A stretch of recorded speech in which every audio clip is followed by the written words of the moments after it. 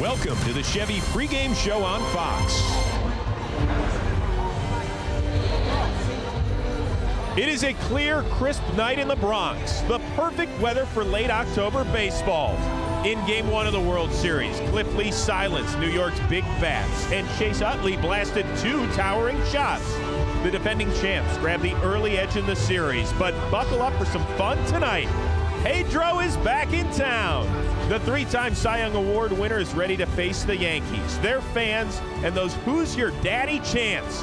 But first, we have got something special planned in the Chevy pregame show, as if Pedro's return to the Bronx and this World Series Game 2 matchup wasn't exciting enough.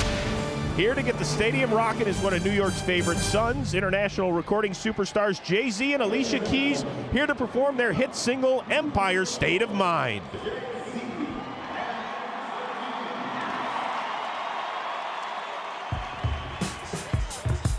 Yeah.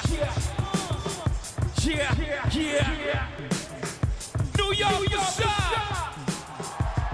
Yeah, I'm out there Brooklyn. Now I'm down in Tribeca, right next to the Narrow. But I'll be hood forever. I'm the new Sinatra. And since I made it here, I can make it anywhere. Yeah, they love me everywhere. I used to cap in Harlem. All of my Dominicanos right there up on Broadway. Pulled me back to that McDonald's, took it to my stash spot, 560 State Street. Catch me in the kitchen like the Simmons whipping pastry. Cruising down A Street, off-white Lexus. Driving so slow, but BK is from Texas. Me, I'm out that Bed-Stuy, home of that boy Biggie. Now I live on Billboard, and I brought my boys with me. Say what up to Tata, still sipping my top, sitting courtside. Knicks and Nets give me high five. Yeah, I be spiked out. I can trip a referee. Tell by my attitude that I'm most definitely from.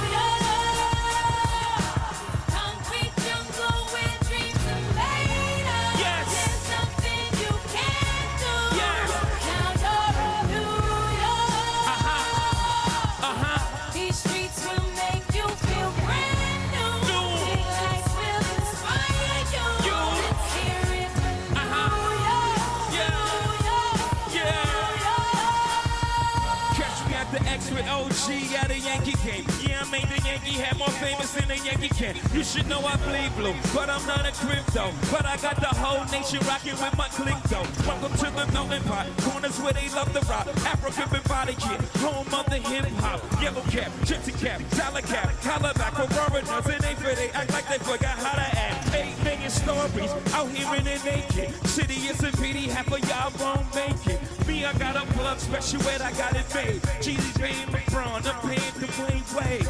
3 dice CeeLo, 3 Carl Marley. Labor Day parade, rest in peace, Bob Marley. Statue of Liberty, long live the World Trade, long live the King, yo. I'm from the Empire State.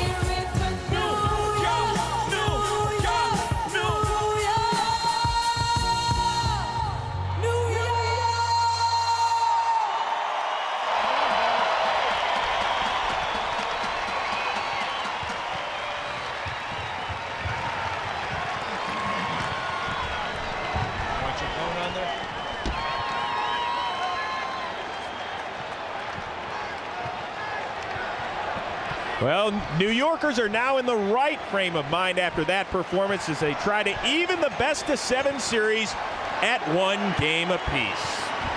Hi, everybody, and welcome to Game 2 of the World Series right here on Fox. I am Chris Rose, as always, joined by the world champion, Mark Grace, Eric Karros, and the world champion manager of the Chicago White Sox, our guest analyst, Ozzie Guillen, who is rocking out and taking pictures. I saw photos. Did you see it? I love it. You know what? It's funny because my kids got a little bit more and they had to pay for it, but I think it was awesome. Awesome. First time I ever see him. Awesome. We're making a whole road trip next week. We're all going to see him in concert. Yes, we got him. And you're paying. Well, yeah. I'll take that. I'll take that. Guys, he did a listen, good job. Electric atmosphere tonight, in part, not only because of who just performed, but because of Pedro Martinez. A few minutes ago, he stepped onto the field. Here was the reaction by the Yankee Stadium crowd.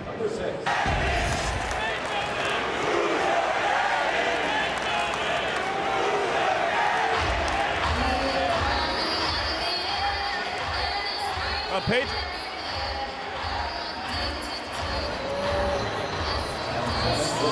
Well, Pedro no longer wears that Boston B on his cap, but here at Yankee Stadium, still has a bullseye on his chest. I don't know if you have realized this, but I might be the most influential player that ever stepped in Yankee Stadium. And I don't believe in them curses. Wake up to Don Bambino and have me face him. Maybe I'll drill him in the I mean, what can I say? Just tip my hat and call the Yankees my daddy. Come to daddy, come to daddy. I said it before. When you have 60,000 people chanting your name, you have to consider yourself someone special. I respect older people. Oh, my goodness. I'm not a violent man. Martinez now pointing. That's the wrong thing to do. I might just compete. And yes, I would do whatever it takes to beat you. You know, during yesterday's press conference, Ozzie, he looked bitter and angry at times. Is this part of the head games that he likes to play? Because he's a different pitcher now. I love Pedro Martinez. He's not the same one he was with Boston. He's not the same one he was in the past. But when he talks like that, he's ready to pitch. He prepared himself real well. He loves to pitch in this stage. He loves to pitch in New York. And I think Pedro's going to be fine. Well, I'll tell you, one thing that hasn't changed with Pedro in his entire career, he's never intimidated. And I remember coming up with him, the Los Angeles Dodger organization, and he is a rookie facing Matt Williams, who at the time, one of the best hitters in the big leagues. Boom, what do you do? Buzz him. Throw another one right at his head. Pedro doesn't care. He likes those sorts of situations. Do you ever buzz your tower, pal? Well, if you've ever faced Pedro long enough, yeah, I got my clock cleaned by Pedro Martinez, but that's part of it. That's part of his intimidation. And Ozzie said he's not physically what he used to be. He's still a very smart pitcher. He's still got a ton of this, but you know what? He's become a finesse pitcher now, and he doesn't have the 95, 96 that he used to have. So I think the patient Yankee hitters are going to be able to lay off those tantalizing off-speed pitches. I think it's going to be a long night for Martinez. Well, you know what? The Yankees definitely understand what's going on here, and they understand why there is a buzz in the air. It's going to be electric. You know, Pedro's pitched plenty of big games here. Coming into New York is going to be something completely insane. The new stadium, Pedro coming back to face the Yankees. It'll be fun. He's proven that he enjoys this atmosphere, and the Yankee fans really get to him. Pedro's a guy that you enjoy competing against. He's one who's going to go down as one of the greatest pitchers of all time. That's going to be a definite challenge for him. EK, I want to look at this from the Yankees side of things. They're already down in the series. If they fall behind 2 or 3-0 after 3 or 4 innings, are they going to be feeling any pressure in that dugout? I don't think the Yankees will feel pressure. I think maybe the fans will have some pressure, anxiety. But this is a ball club. Even if they do go down 2-0, they've got Pettit, then Sabathia, and on top of that, they go on the road. Not the ideal situation to be down 0-2, but the series will not be over regardless of what happens tonight. No, you mentioned Pettit, you mentioned Sabathia, but tonight it's A.J. Burnett, and it's well documented that this guy has command problems. He puts a lot of base runners on base with walks, and he'll always, it seems in the postseason, to have about a 20-pitch period where he absolutely just loses his mind. Starts bouncing baseballs, starts destroying Jose Molina behind the plate, blocking balls all over the place. If he can condense that 20-pitch period to maybe a 10-pitch period, I think this thing's going back to Philadelphia 1-1. Well, I think in this game, you cannot be a hero. You cannot be Beirut. You got to go to approaching the plate and be patient. Most of the time, a lot of people want to be a hero, want to be in the paper, want to be a superstar. All of a sudden, you do everything opposite. I think you got to stay with the game, and everything will work out for you. Are you saying sometimes the media in New York and the fans can be critical of people? Is that what you're saying? What are you doing? You talk to me about it? Yeah. This morning, I can't even get off on my room because I have to Philadelphia to win in 6, and I have a tough time right now in New York. But wait until you get to Philly for the weekend, man. They're going to love you. They love you there, Pat. They love you there, Oz. Okay, I hope so. Hey, this is good news for Ozzy and Philly fans. 11 of the last 12 teams that won Game 1 also went on to win the World Series. We're coming back with more after this. The Chevy World Series pregame show on Fox is sponsored by Chevy and their award-winning cars, trucks, and crossovers.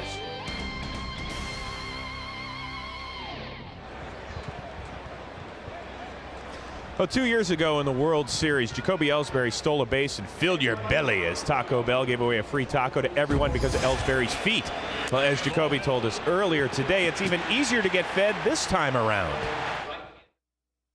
I'm here on behalf of Taco Bell. Taco Bell is giving away free blackjack tacos to everybody in America. All you have to do is stop by your local Taco Bell, pick one up on Halloween at 6 p.m. So pick one up. All right, guys, before we get out of here, let's sink our teeth into the keys of the game. Mark Grace, what do you got? Derek Jeter got 3 base hits last night. The rest of the Yankee lineup basically donut. Fellas, it's time to show up. This is the World Series. If that happens, like I said, we're going back to Philly 1-1. I think it's going to be the bullpen tonight, boys, and that's what's going to make the difference. It'll be interesting because the Yankees, there's a confidence factor there. The Phillies, they haven't pitched in over a week. And it's not going to be a Lidge Rivera deal. It's going to be middle relief. I expect a high-scoring game. To me, I think Philadelphia tries to get on base, make A.J. Burnett throw a lot of pitches. Every time they get on base, they got the opportunity to steal second or third, and that's why A.J. Burnett's getting in trouble. He throw overreaction. I love A.J. I know him. Just get on base, boys. All right, I predict that. Hey, are you guys going to win tonight or not? What's going to go on? Get up here, quick. I got to get ready for it. Man, It's unbelievable. These guys, they just won't talk to you. You lead the league in getting blown off. Good luck. Good luck. Hey, they're double in the first, so I guess he's ready.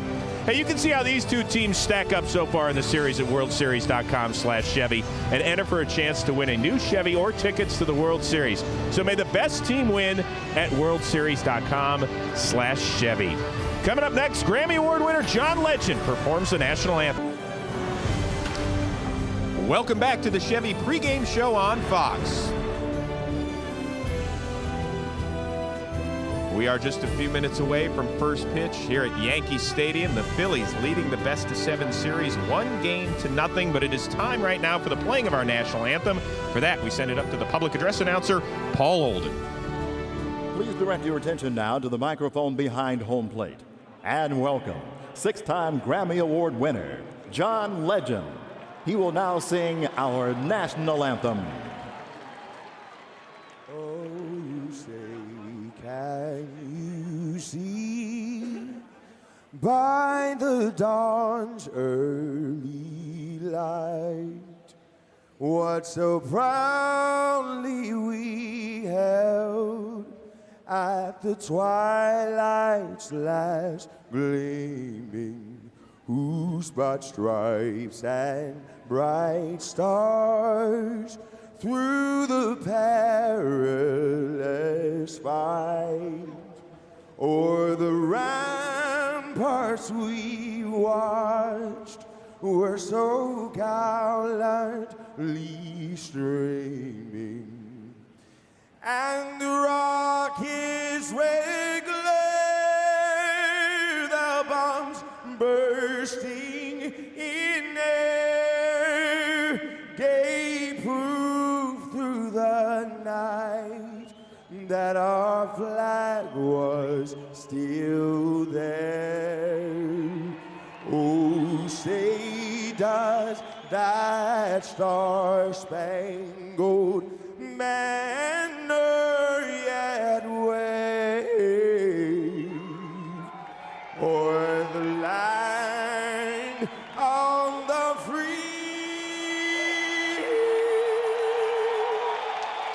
and the home of the brave.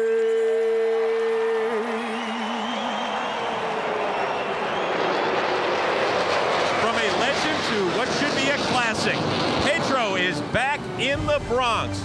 Joe and Tim will be back to break it out down right after this.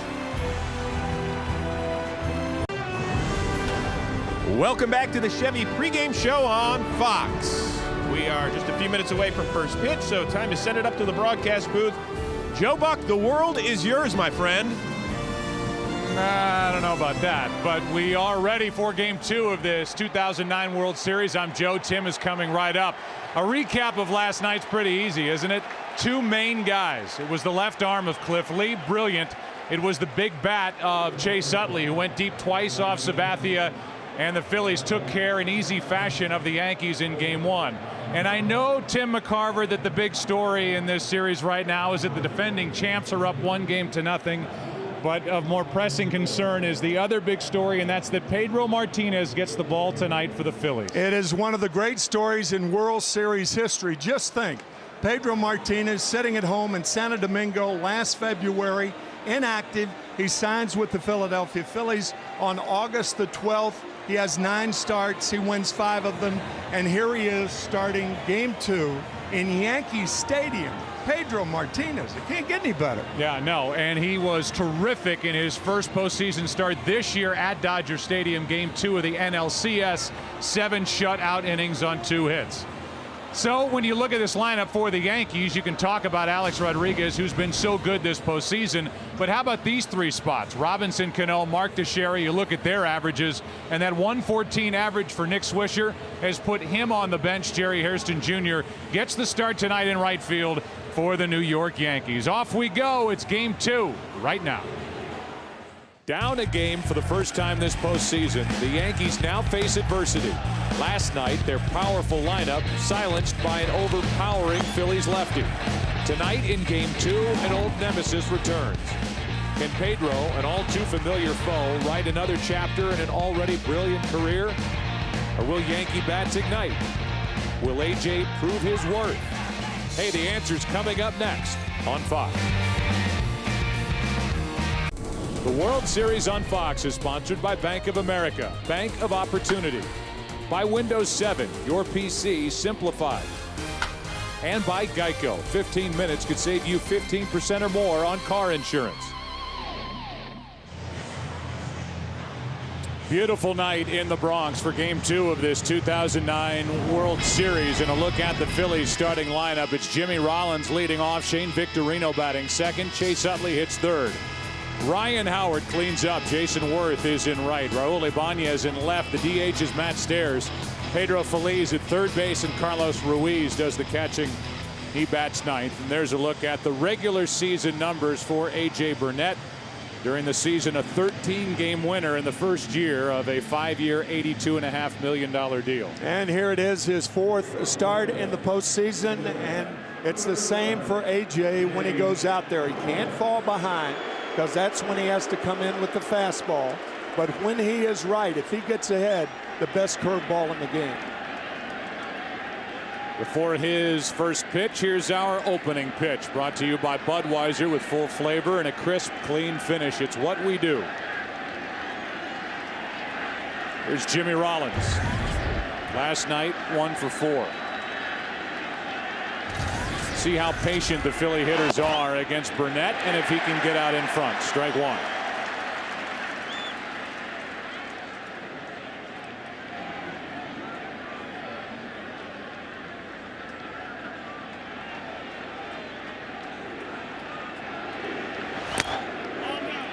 That skips in. Curveball, and the count, a ball and a strike. There is last night's hero for Philadelphia, Cliff Lee.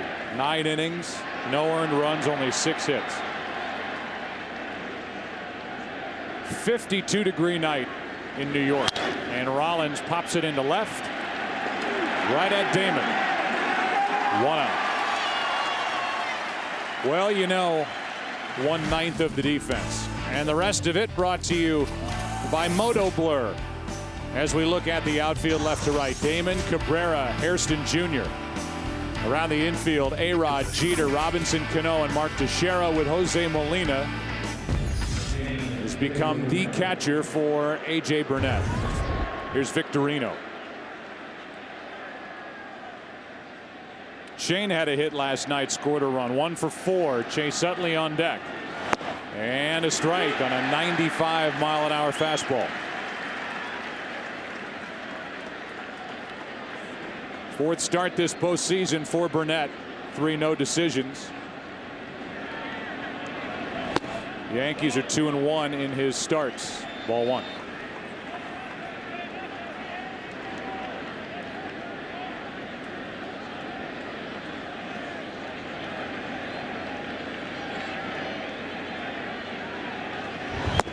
There's a good curveball, strike 2. Once again, that's what happened when A.J. Burnett gets ahead. He forces the opposition to swing at balls out of the strike zone. Normally a patient club. If he stays ahead, he's going to be tough. Got him. 2 out. It also opens up the inside corner, and he goes inside to Victorino for his first strikeout. Terrific movement on that fastball from Burnett. Two-seam fastball that came back over the plate. And with the bases empty, here's Chase Utley, who gets a congratulatory boo here at Yankee Stadium for what he did last night. 2 of his 3 home runs this postseason, and he got CC Sabathia twice.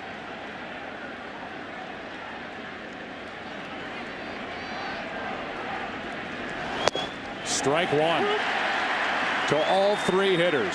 Pitch 1 has been strike 1, and that's so important for Burnett.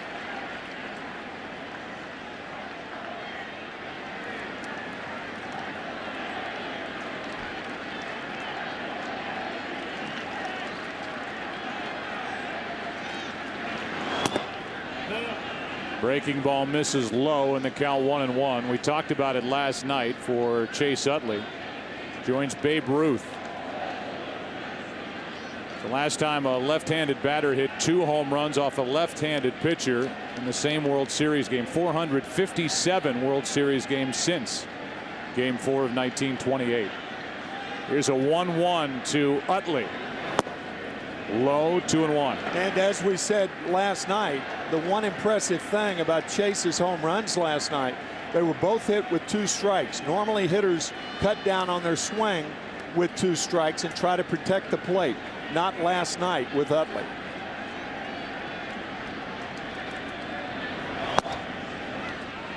That's ball 3.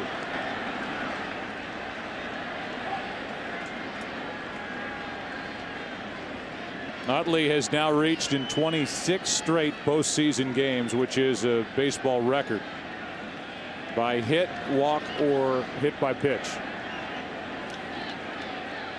Last night he walked in the first inning, and he's up on the count here 3-1 before Pedro takes the hill in the bottom of this first. And Utley flies one into left. Damon is there. Phillies go in order. Good start for Burnett. Now it's Pedro's turn. Bottom of the first in the Bronx, no score. The World Series on Fox is sponsored by Motorola Click with Moto Blur, the first phone with social skills. By the Home Depot, more saving, more doing. That's the power of the Home Depot. And by Taco Bell's free Blackjack Taco giveaway. Visit TacoBell.com for details. No score after a half inning, and a look at the Yankees starting lineup. Derek Jeter leads it off. Johnny Damon bats second. Mark Teixeira hits third. Alex Rodriguez, hitless last night with 3 strikeouts, cleans up. Hideki Matsui, the DH. Robinson Cano. Jerry Hairston Jr. makes his first start of the postseason. He's in right. Melky Cabrera in center. And Jose Molina does the catching, batting ninth. And here is Pedro Martinez, 5-1 in 9 regular season Philly starts. And no decision in that one NLCS start out in LA. If you're familiar with Pedro Martinez's style, he's a master at deception. Very wily, creative, an occasional curveball. He'll pitch right-handed batters more inside than he will left-handed batters. I'll tell you, seeing Derek Jeter walk up there, Joe, 2 guys in World Series history. I mean, these guys focus. They zone out everything, and nobody does it even any better than Derek Jeter or Pedro Martinez. And they get to hook up right out of the gate. Here we go.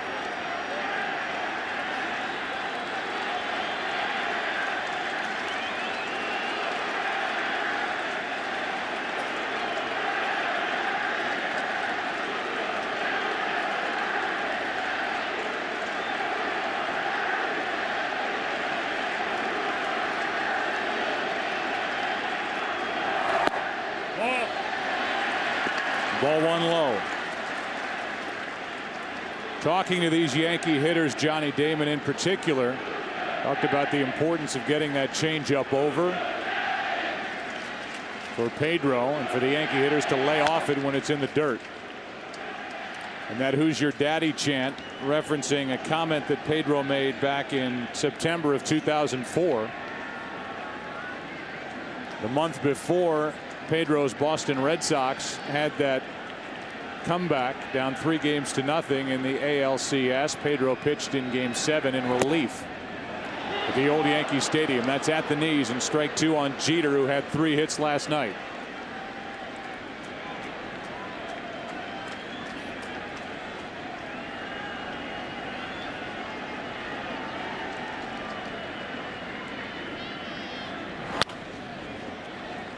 Take a look at the defense, and for the Phillies, it's brought to you by Moto Blur. In the outfield, it's Ibanez tonight in left. He DH'd last night. Victorino in center. Jason Worth in right. Feliz, Rollins, Utley, Howard around the infield, and Carlos Ruiz does the catching for Pedro.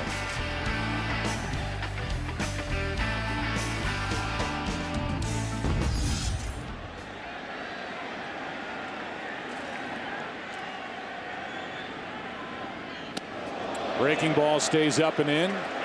2-2.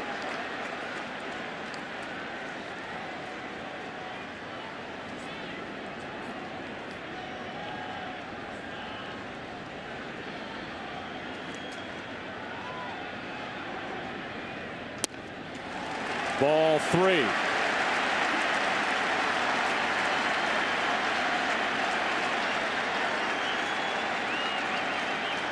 And Derek Jeter leading off is making Pedro Martinez work to get this first out.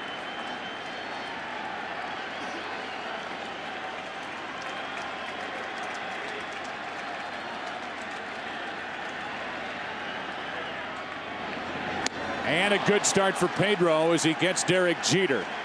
88-mile-an-hour fastball by his bat for out number 1. Charlie Manuel telling us that Pedro in Los Angeles, his fastball got up to 93 miles an hour.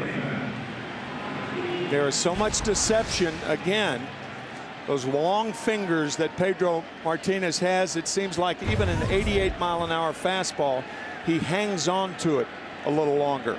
On a 52-degree night in the New York area, as strike 1 is into Johnny Damon. The Yankees are not a team in the category of a young, aggressive group that will go after that changeup like the Dodgers did, some of their younger hitters. And this is a lineup for the Yankees filled with veteran hitters who have faced Martinez a lot in their big league careers. No 1-1.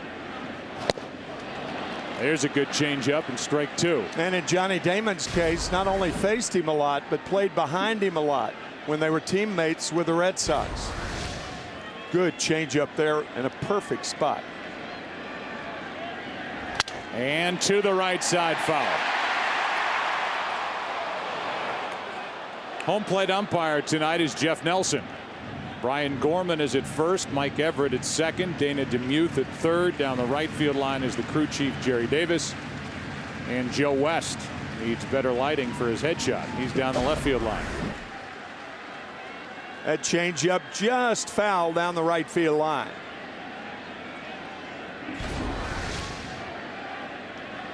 Another 1-2 to Damon, and a strikeout on a changeup.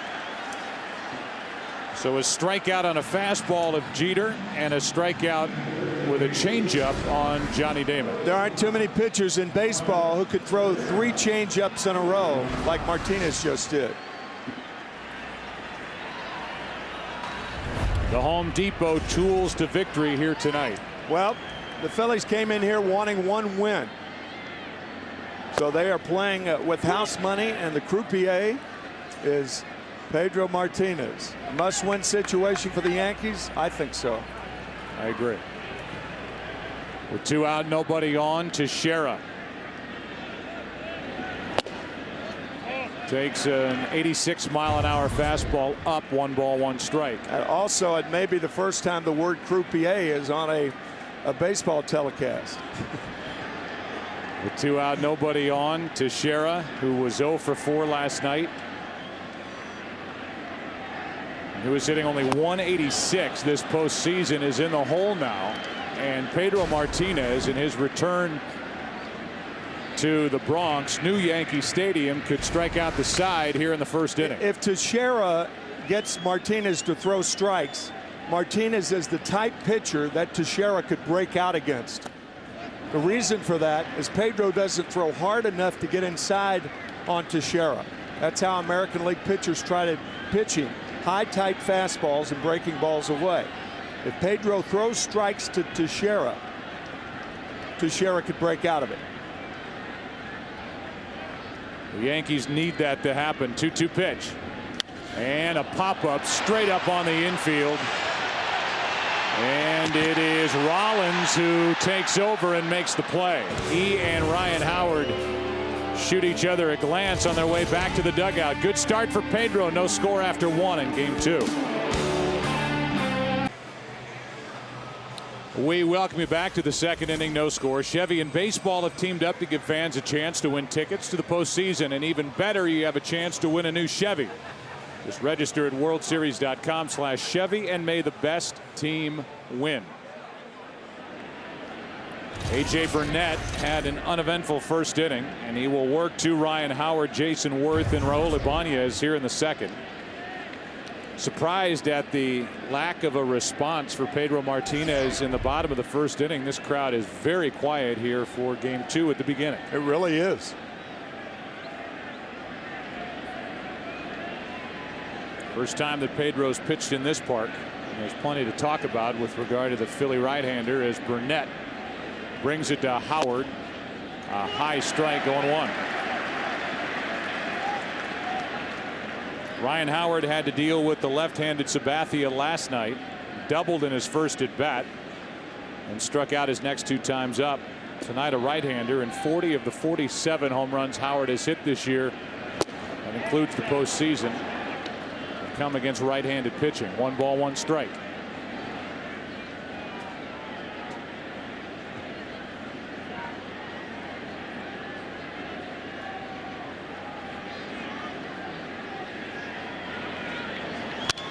That's strike 2. 3 straight fastballs to Howard. 2 inside, 1 away. Yankees will try to pitch Ryan Howard breaking balls out of the strike zone when they get ahead.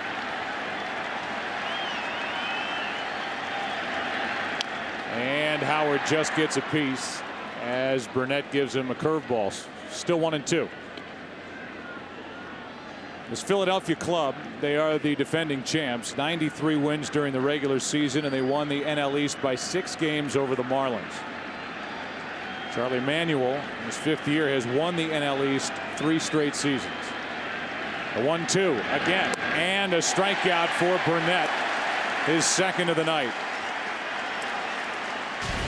These are the types of swings that hitters have against the A.J. Burnett breaking ball. That ball just disappearing out of the strike zone.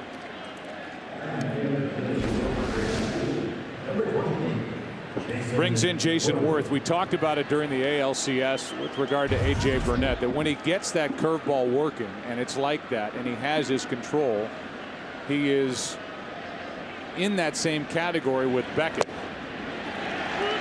2 former Florida Marlins.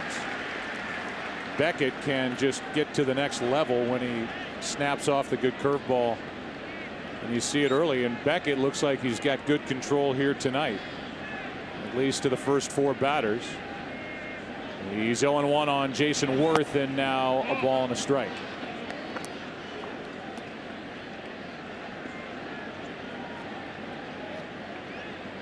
So A.J. Burnett, He was a part of that 2003 World Championship team, but on the DL when the Marlins beat the Yankees.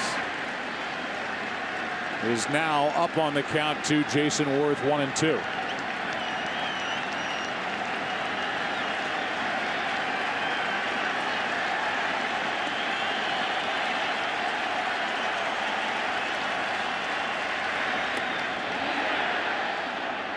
Worth lays off the curveball, 2-2. A.J. Burnett has faced 5 Philly hitters and thrown a first pitch strike to each one. You know, when CC Sabathia signs a deal for $161 million, $23 million a year, then A.J. Burnett comes in after and signs an $82.5 million deal. You think, oh, what a bargain. It's for 5 years. It's $16+ million a year. The Yankees need a good start from this right-hander here tonight down in this series. He does not have a win this postseason. He's pitched well in 2 of his 3 starts. I think this is going to be a fastball. A lot of times when a pitcher shakes, yes, I want that pitch. Yes, I want it there. It's a fastball, and it is a fastball away.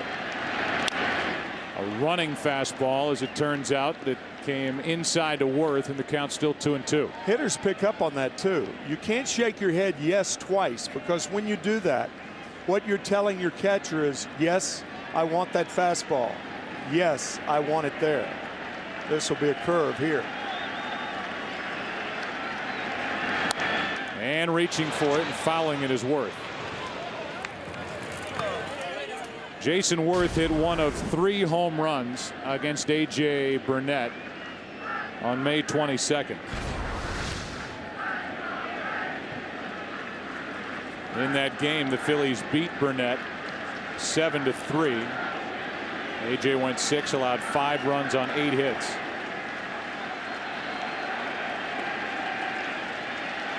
Here's his 2-2 to Worth. Full count.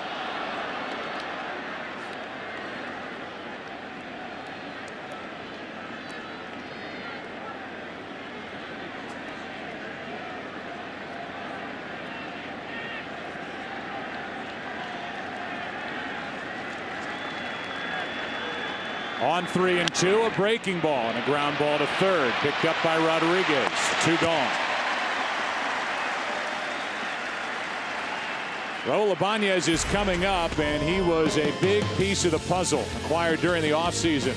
Signed by Ruben Amaro Jr. The Phillies led the National League in home runs, RBIs. First back-to-back pennants in team history. And they beat the Rockies and the Dodgers to get to this World Series. Ibanez, who hit a career-high 34 home runs, stands in with 2 out and nobody on.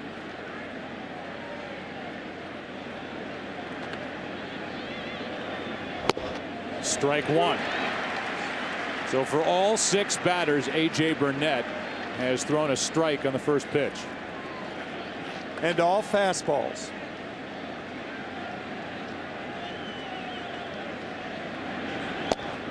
That's a ball. Lee Jenkins, who is a terrific writer, sports writer, and works now for Sports Illustrated, reported that Raul Ibanez could be facing offseason surgery on a small muscle tear near his abdomen. Something that was discovered in late June. He put off the surgery. He's been playing with the injury. There's strike 2. That time he also had a sore left groin, went on the DL. Came back on the 11th of July, and the power and the average have not been there like it was at the start of the season before he was injured. The 1-2 spins out of there, 2-2.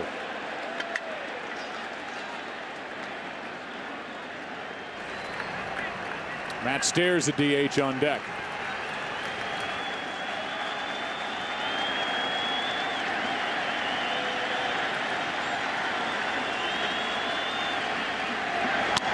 And a little fly ball into left. Johnny Damon cannot get there. It's a fair ball, and it's a double. Just fair down the left field line, and Ibanez has a double here with 2 out in the second. Only 7 guys play behind a pitcher, and they can't be everywhere.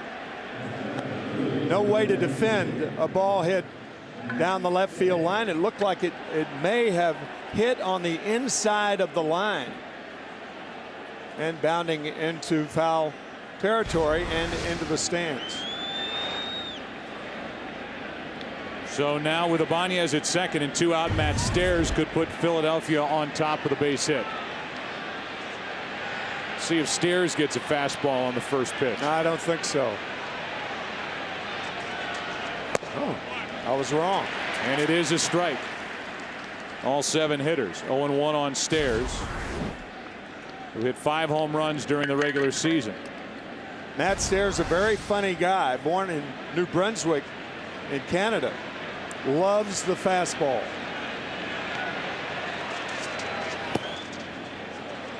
A ball and a strike. Matt saying with every swing, he tries to hit it as far as he can.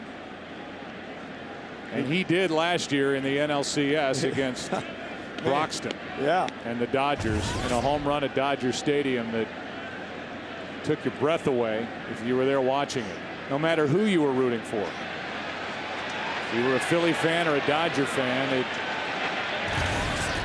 stopped all the action and everybody just watched. You can hit him a long way. 1-1 pitch to third and under the glove of Rodriguez. Here comes Ibanez. The throw by Damon is late, and it's 1-0 Philadelphia here in the second. I would imagine that's an error on Alex Rodriguez. A fastball to Matt Stairs. And once again, Matt Stairs, a very good fastball hitter. He did hit it hard. The ball under the glove. It may have tipped the webbing of Rodriguez. And it's going to be scored as a hit, but could have been an error. So it's an RBI hit for Matt Stairs. But Rodriguez in that situation's got to knock the ball down.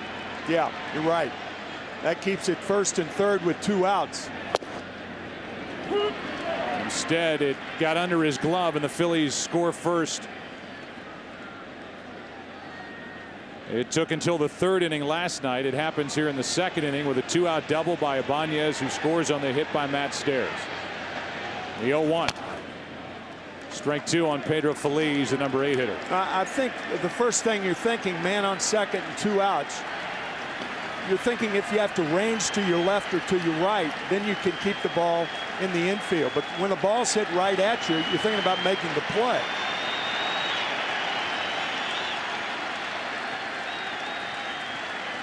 Crowd trying to get back into it. And the 0-2 to Phillies. Blocked by Jose Molina.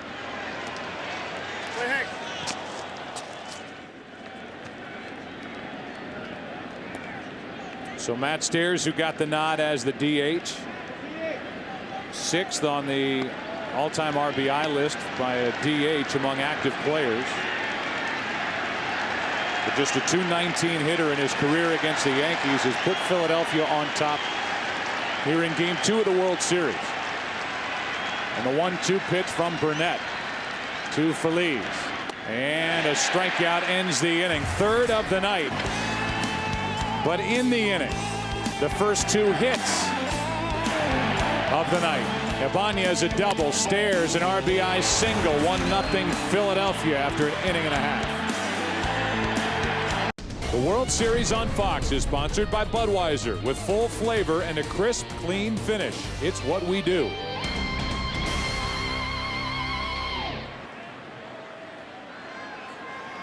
Bottom of the second, 1-0 Philadelphia. They lead this series 1-0, and Alex Rodriguez first up.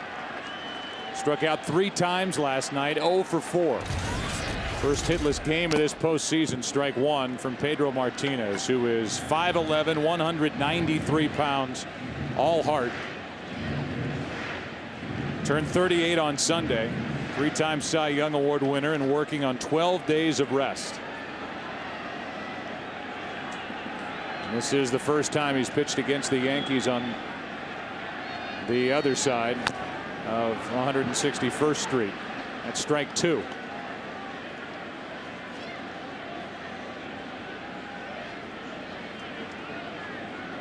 A career record of 219 and 100, and a career ERA of 2.93.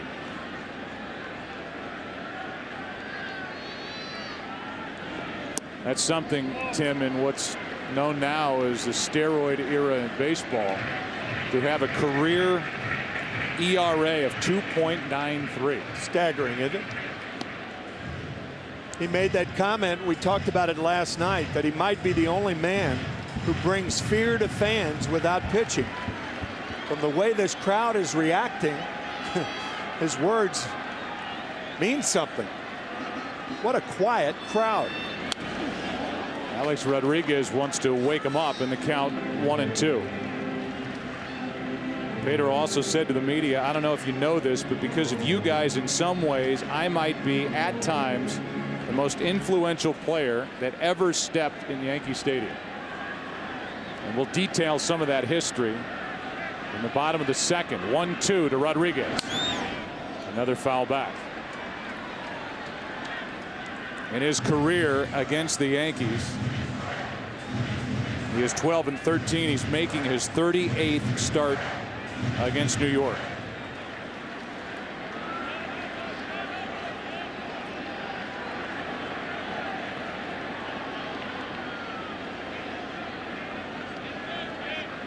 And time called as Rodriguez steps out. 1-2 with an ERA of 4.72 and 6 appearances against the Yankees in the postseason. Another foul.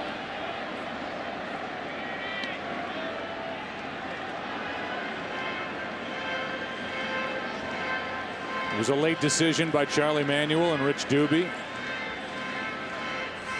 to give Pedro the ball here in game 2 as opposed to keeping him for Citizens Bank Park in game 3.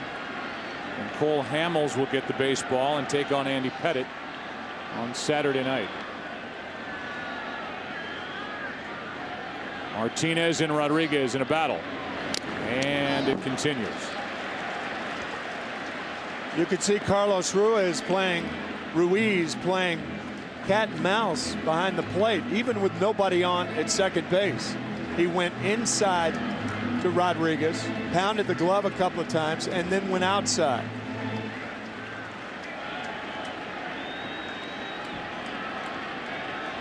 You pound the glove enough inside, hitters think the pitch is inside. That's where this one will be. And it's up 2-2. A Yankee team that led Major League Baseball in wins, home runs, and runs. Look at the career numbers against Martinez for Alex Rodriguez. Yankee lineup shut down last night by Cliff Lee. 2-2 pitch. And got him looking. Third strikeout in 4 batters faced by Pedro Martinez. Martinez shaking off 3 pitches from Ruiz, and he throws the breaking ball. Talked about those long fingers allow him to wrap that curve to get that tight spin. So Rodriguez is now 0 for 5 in this World Series with 4 strikeouts, and here's Hideki Matsui. That's over, but low, ball 1.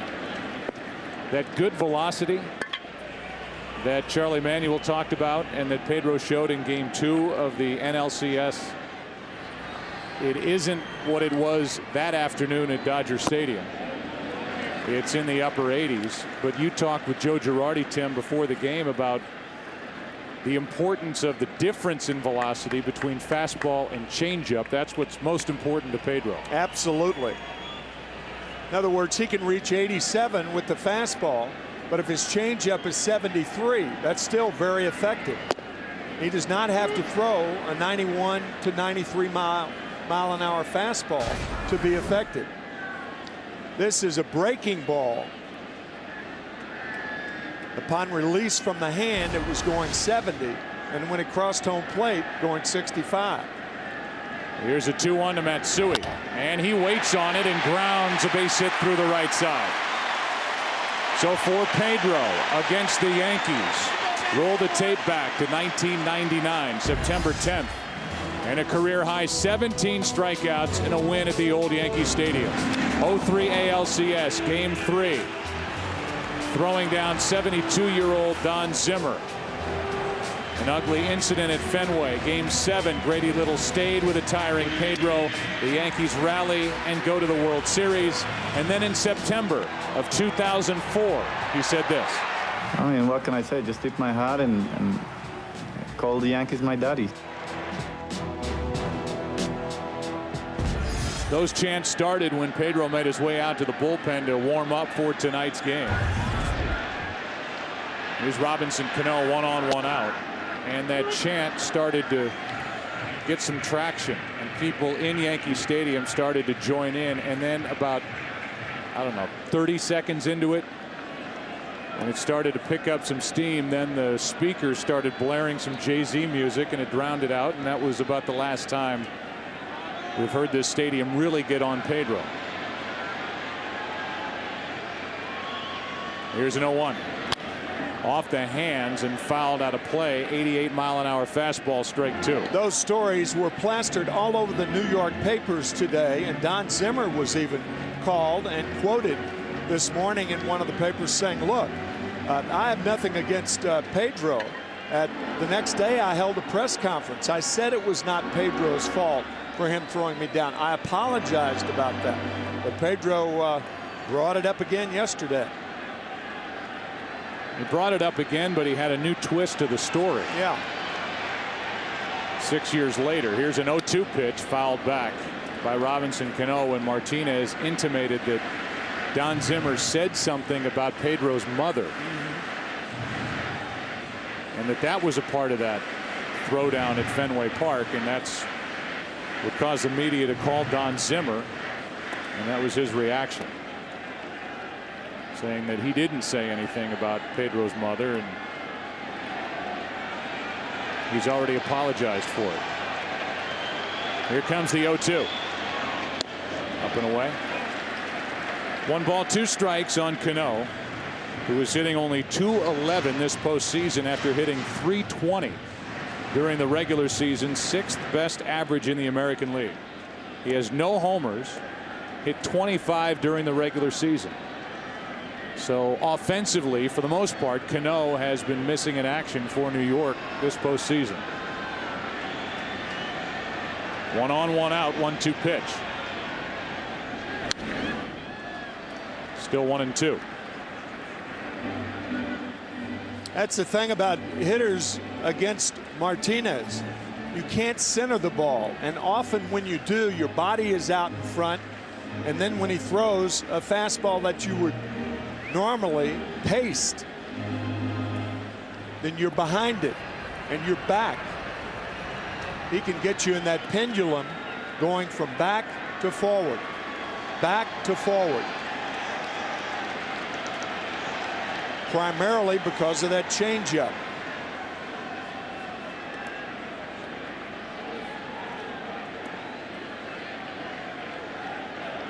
Pedro very deliberate so far in the first 2 innings. Here comes a 1-2, and that just missed. 2-2.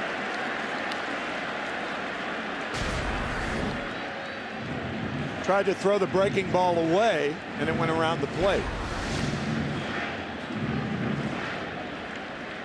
Cano in his career is 0 for 12 against Martinez. Guy on deck, Jerry Hairston Jr. has been much better. The reason why he's in the lineup. Here's a 2-2 to Cano. Just reaches out and drives it into left center field.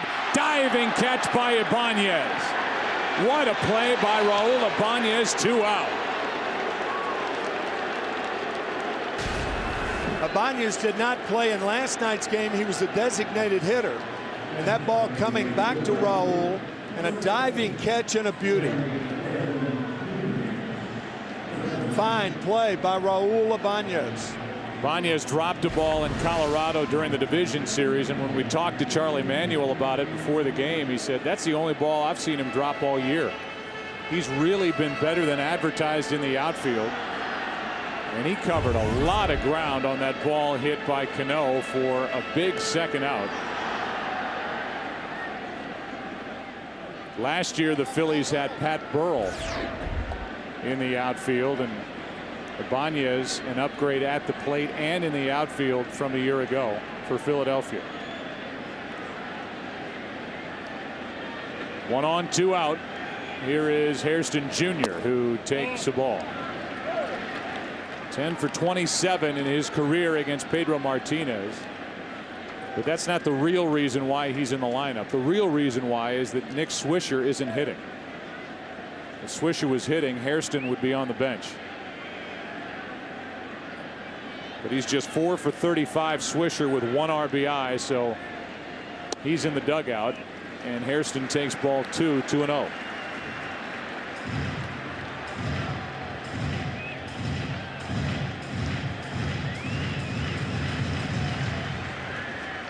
Brett Gardner was an option to make this start, according to Joe Girardi. Even Eric Hinsky, they thought about all 3, but looked at the career numbers for Hairston. A lot of that while with the Baltimore Orioles years ago. It's the organization that Hairston first came to the big leagues with, and that's why Hairston got the nod. There's his strike, 2-1.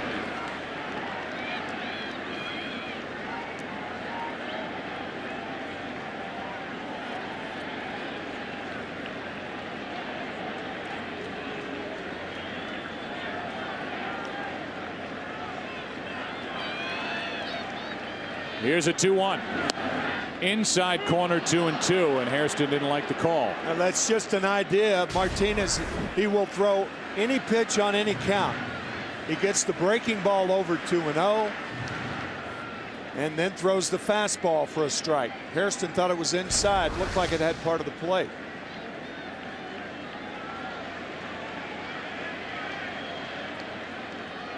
Now the 2-2 is down and away. Runner at first, Matsui will go. And Ryan Howard will back up.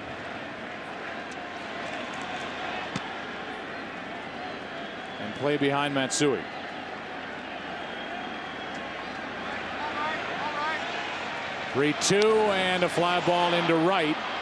Going to get it is Jason Worth. A rather easy catch.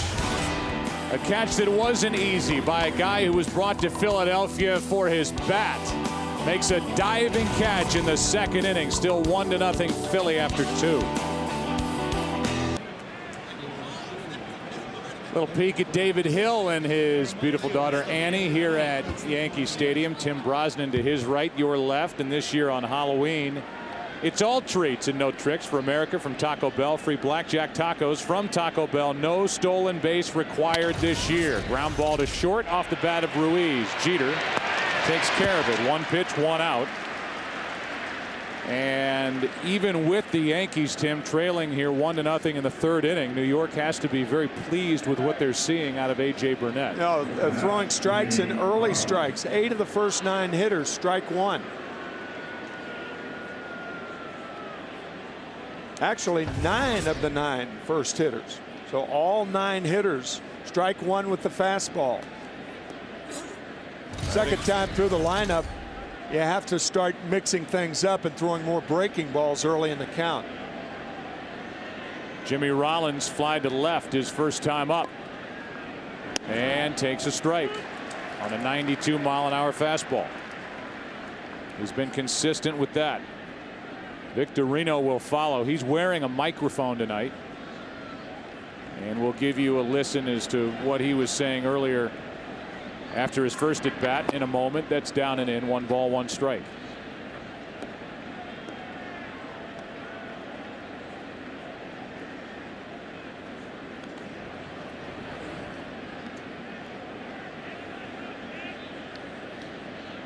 Jimmy Rollins started this season hitting .207 through the end of June, but has picked it up since. .281, including the postseason, with 15 of his 21 home runs and 53 of his 77 RBIs, and a nasty breaking ball from A.J. Burnett. Players refer to this pitch as a snapdragon. Pretty good term. Here's a 1-2, and again, and this time it's fouled off to the right.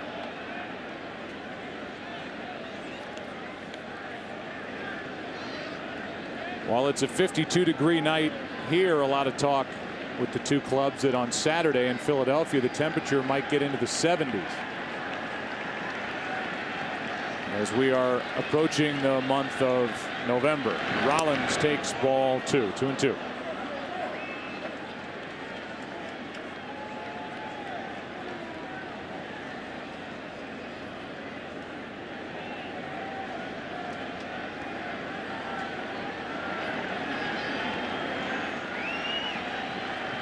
Curveball away. And it misses the plate, full count.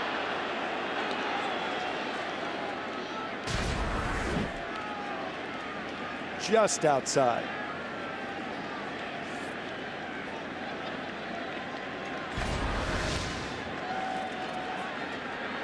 The 3-2 pitch is up and away, and Jimmy Rollins draws a walk. Let's listen in to Shane Victorino and what he was talking about in the dugout after his first at bat. I was too close to the plate, so I made it like I felt like I was way in. Yeah. I'm still trying to find my bearings on this left side, like, you know, where I am on the plate. So, came back over. Batting right-handed against CC Sabathia last night. Normally, Shane Victorino stands a little farther away. We'll see if he does this time. It's about the same right now. Not exactly backed up. No. Look for Rollins to run right here. Running situation with these two guys.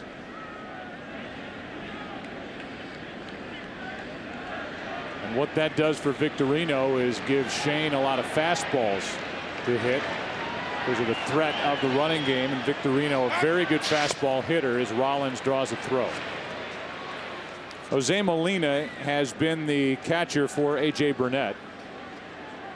The ERA for Burnett and the average against for Burnett much better with Molina behind the plate, and Jose is 37% in his career at throwing out potential base stealers. That's 4th among active catchers in the big leagues, and there is strike 1 on Victorino.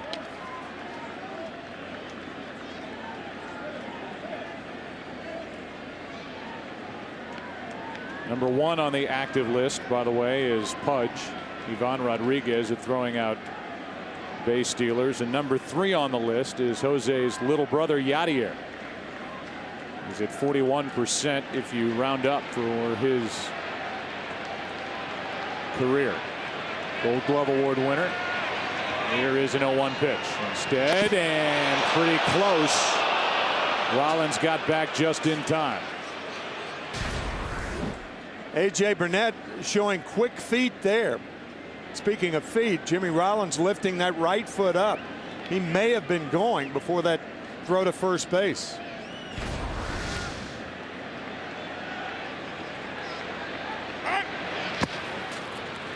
Joe, the one thing you try not to do as a catcher is to allow the runner at first base to dictate what kind of game you're calling behind the plate. You can't call too many fastballs to a guy who's a fastball hitter. You have to mix it up.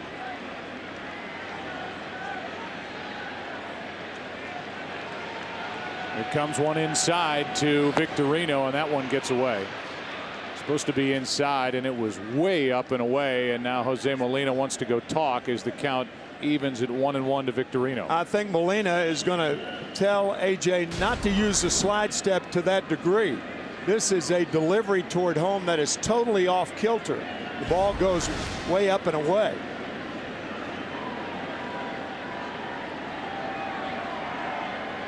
Use the slide step in moderation.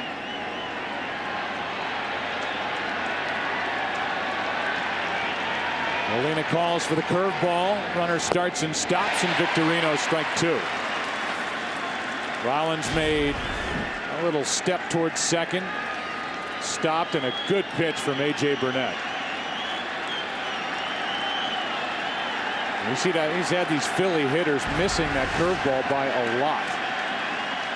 Go back to our scouting report. When he's right, it's the best curveball in the game.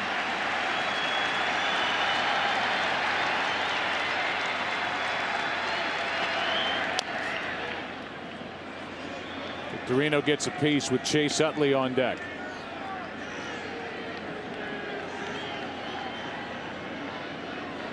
Avid cliff diver Shane Victorino from Hawaii, and his highest dive 60 feet. A flying Hawaiian. It's about 55 feet higher than I'm willing to go.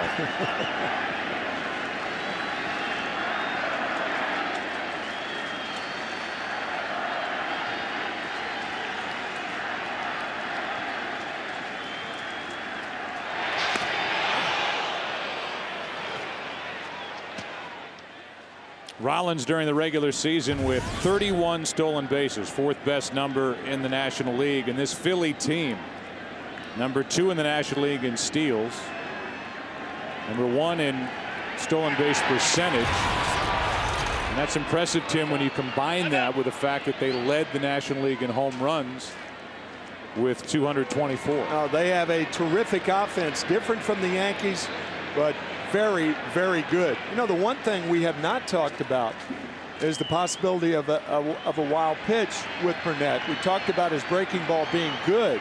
Sometimes it's so good it goes in the dirt. 17 wild pitches this year. +2 this postseason. And Victorino taps it foul to keep it 1-2. A.J. Burnett, who started in the Mets organization, was traded to the Marlins in '98 in a deal that brought Al Leiter to New York to the Mets. Came up in '99, threw a no-hitter in 2001 out in San Diego, but he walked 9 and hit a batter. 2006, a free agent, went to Toronto. Last year, 18-10 with the Blue Jays. This is his first year with the Yankees. And Davey Lopes is conversing with the first base umpire, Brian Gorman, as both Lopes and Rollins have to pay attention to Burnett, who's certainly paying attention to the runner. 1-2 pitch. There he goes. Now he comes back, and ball 2 is up and away.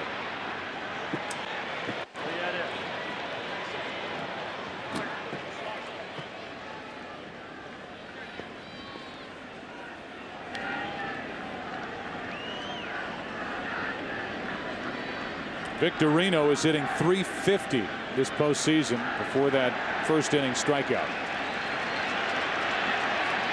There goes Rollins, and a little chopper back to Burnett. He makes the play, 2 out. So Rollins finally took off, and Victorino grounds out for the 2nd out. Utley coming up.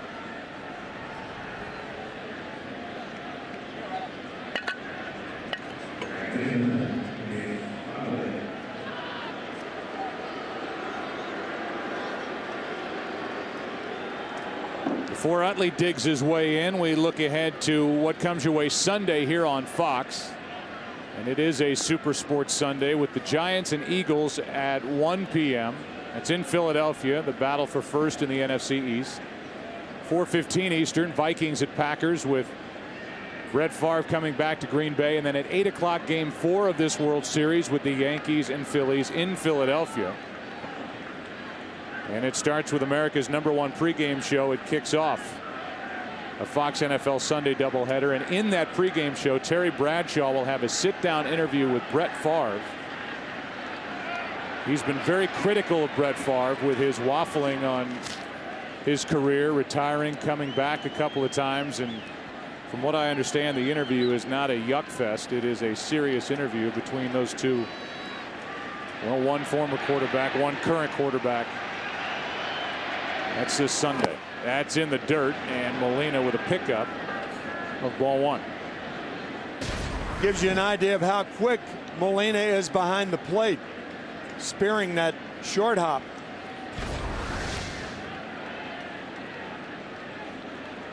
The first time in this game. First pitch from A.J. Burnett misses the strike zone.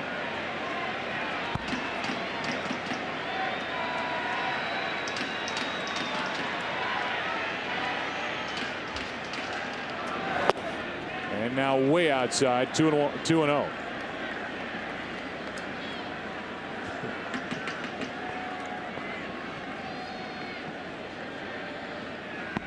that time of year. Tomorrow night. Actually, 2 nights. I haven't wound my watch. Your new watch has failed you on national TV. You can go out trick-or-treating tomorrow night. You're going to surprise some people. Well, it's an off day. Why not? Here's a 2-0 pitch. Utley takes high, 3-0.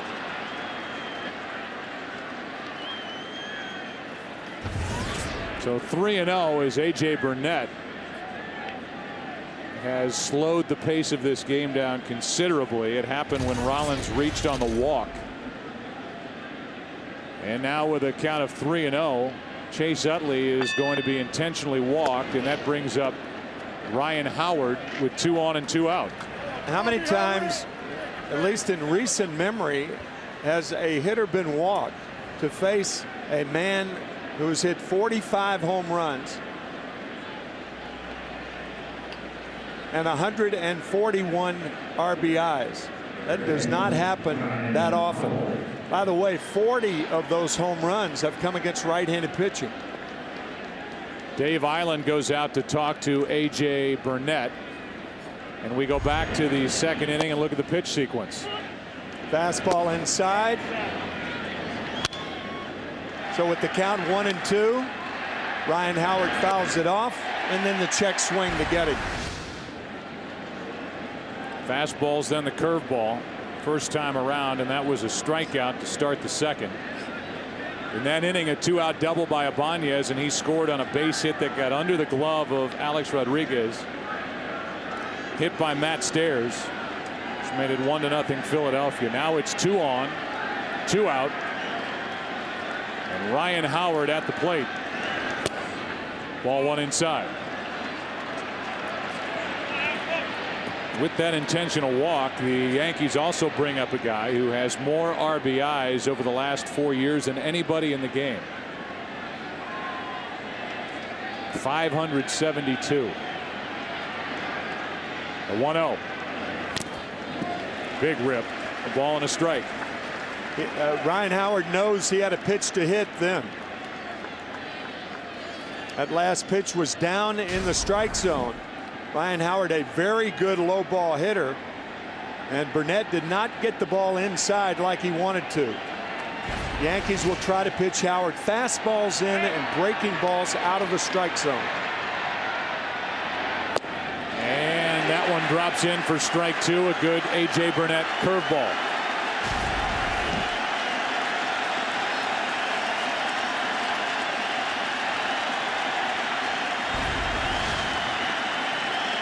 And at 9:04 Eastern, the crowd showed up.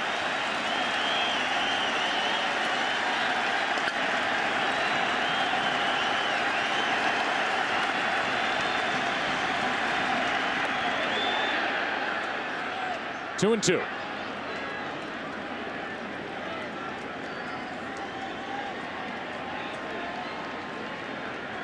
On deck is Jason Worth, but more to come with this face-off between Ryan Howard and A.J. Burnett.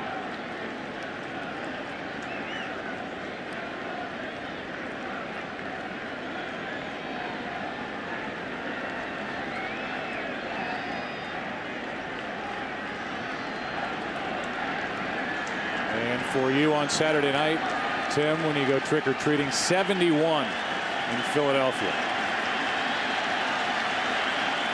2-2 the count on Ryan Howard. 2 on, 2 out. Inning over as Howard strikes out again. Cabrera, Molina, Jeter coming up for the Yankees, who trail by 1.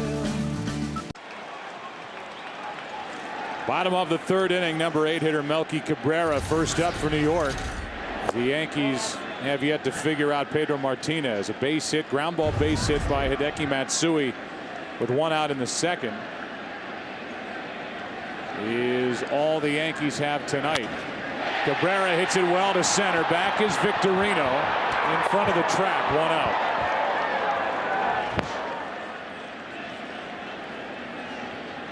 So a 1-0 pitch is fly to center. 1 down. Jose Molina, who's in the lineup to catch A.J. Burnett, and who has 1 hit in 4 postseason trips to the plate, comes to bat against Pedro. Martinez, who sat out the first 4 months of this season, was in the Dominican, was with his recently widowed mother, built her a garden, worked in the garden for his mom, got his body healthy. Charlie Kerfeld, who was a scout and is a scout for Philadelphia, scouted Pedro. He liked what he saw initially, and then the interest became more intense. As Tim said, the Phillies won 8 of his 9 starts. He was 5-1 during the regular season. He's doing all this for $1.4 million, which includes bonuses here in 2009 from the Phillies. 1 ball, 1 strike on Molina.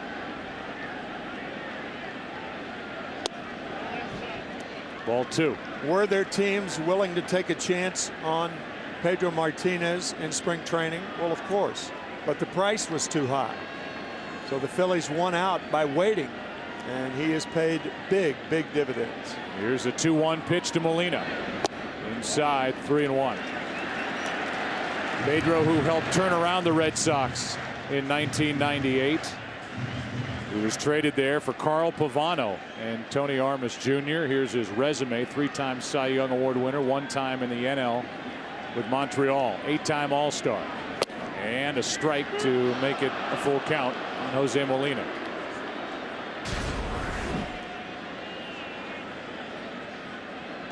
Good pitch for strike 2.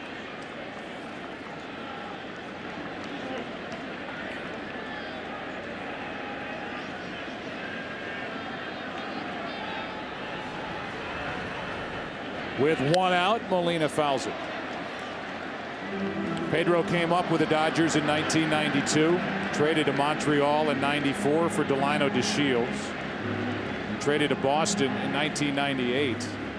Had a 19-win season, a 23-win season, was 18-6 with a 1.74 ERA in 2000, 20-4 in 2002, 16-9 during the regular season when the Red Sox won it all, sweeping the Cardinals in the World Series. 3-2 to Molina is up and away, a 1-out walk, and the first walk by Martinez tonight.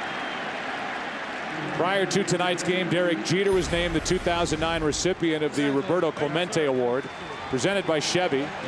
It's bestowed annually to the baseball player who combines a dedication to giving back to the community with outstanding skills on the baseball field.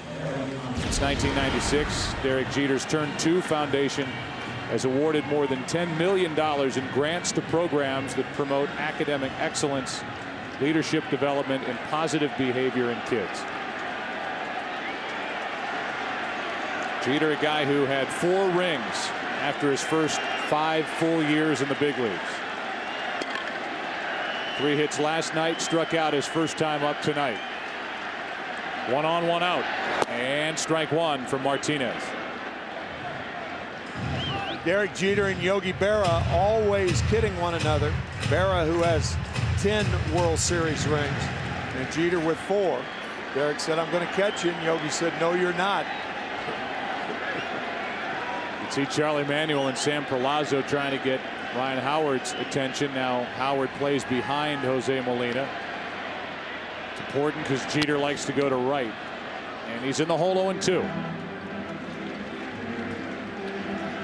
And by the way, in the spirit of Roberto Clemente, Major League Baseball invites all fans to lend a hand by volunteering in their communities. For more information about how you can get involved, visit MLBGoBeyond.com.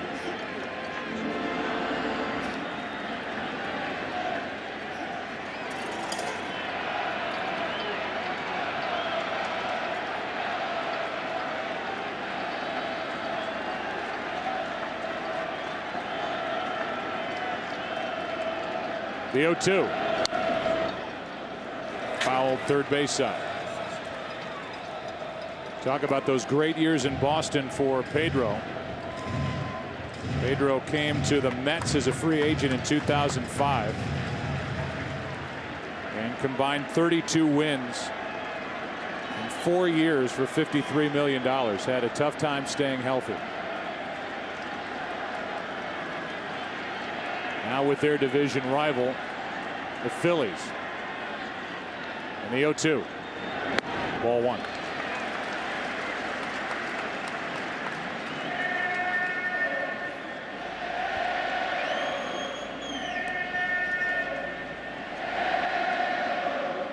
Yeah, this has been a New York Mets fan here in New York City.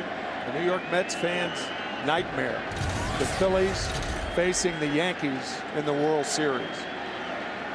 Here's a 1-2. 2-2.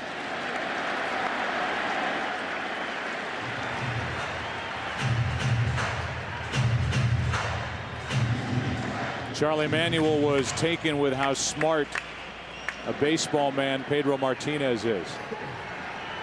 He didn't know much about him personally, thought he was just a guy, according to Charlie, who just didn't care what people thought about him, went out, did his own thing. He said he's really a people person and has been a delight to have in the clubhouse, and very smart with regard to this game. Here's a 2-2 pitch.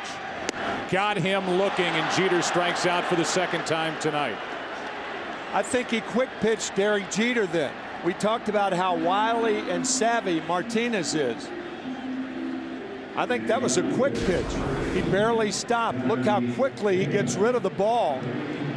You don't see Derek Jeter strike out twice against one pitcher, particularly a pitcher that can't get inside.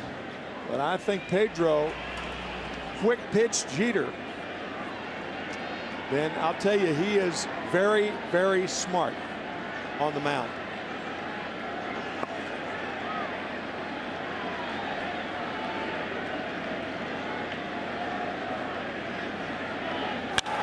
Damon hits one in the air into right center field. Back is Victorino to end the inning.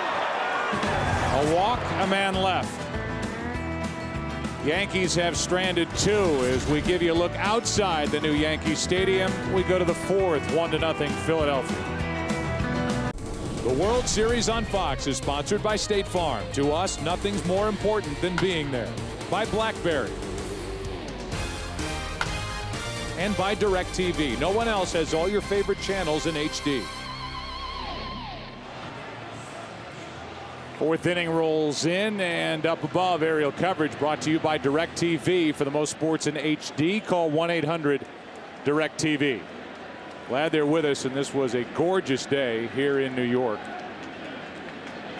Said the temperature 52 degrees at the start of the night. Thankfully, the rain is out of here as Jason Worth deals with Burnett and takes a ball inside. Worth grounded out to third his first time. That was the second out in the second before Ibanez doubled literally down the left field line, and then Raul scored on a base hit by Matt Stairs. Breaking ball misses. 2-0. Much has been said about the postseason that Alex Rodriguez is having. And of course, that's because he's having a terrific postseason. But Jason Worth has matched him in home runs. They both have 5. Here's a 2-0. 3-0. We had a chance to visit with Joe Girardi, the Yankee manager, and we'll play that for you after Worth does something to start the 4th. Phillies lead 1-0 and lead in this series 1-0. 3-0 pitch. 3-1.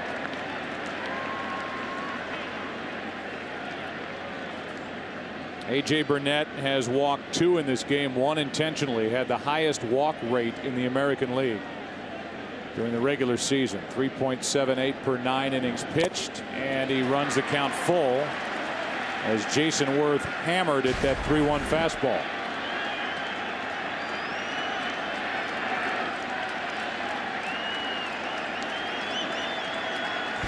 Not much straight coming out of the right hand of A.J. Burnett. And a line drive into right field's a base hit. Here's our chat with Joe Girardi, and the first question was about the pitching of A.J. Burnett, and then he's getting a lot of first pitch strikes tonight.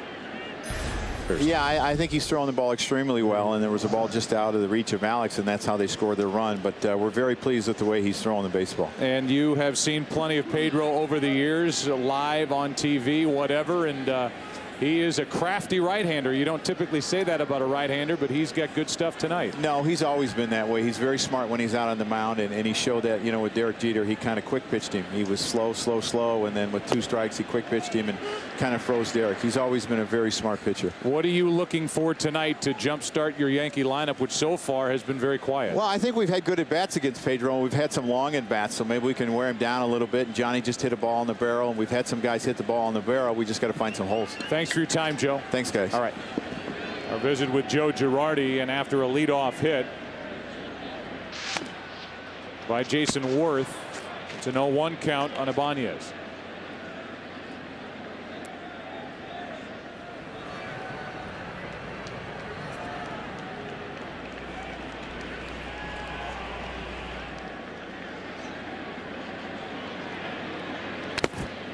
Foul tip and an 0-2 count.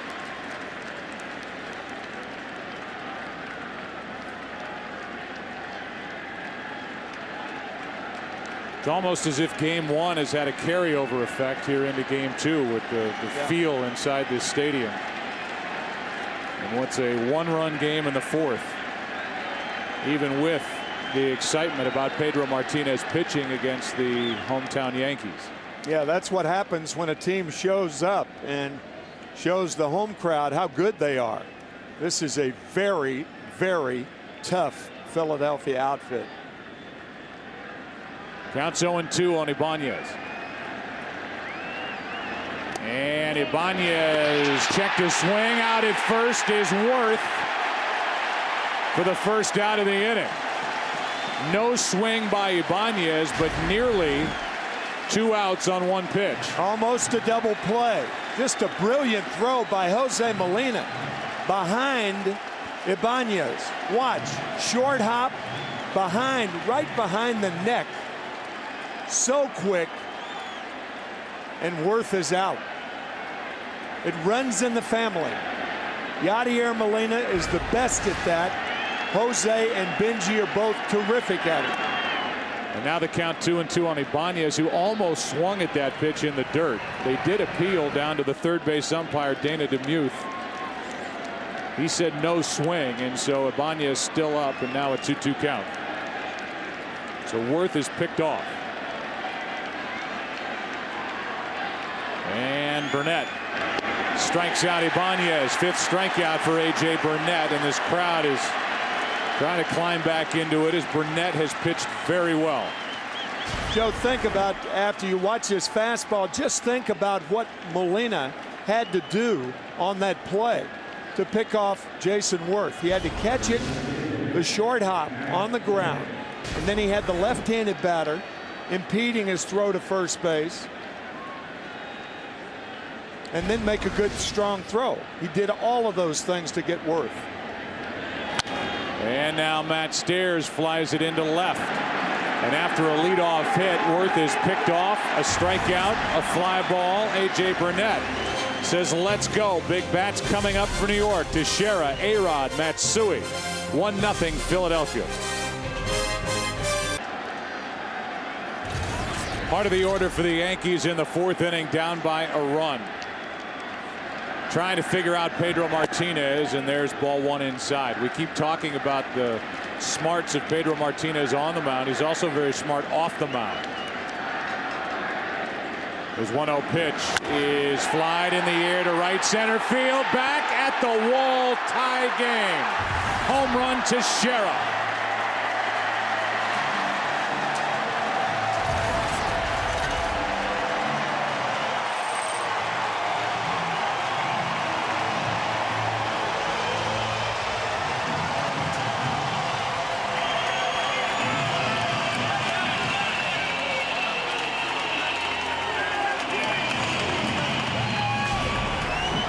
It was a changeup, and did he ever center that ball? Man, that ball was crushed. Looked like he was sitting on the changeup. And he got it. And he got Pedro to tie the game 1-1.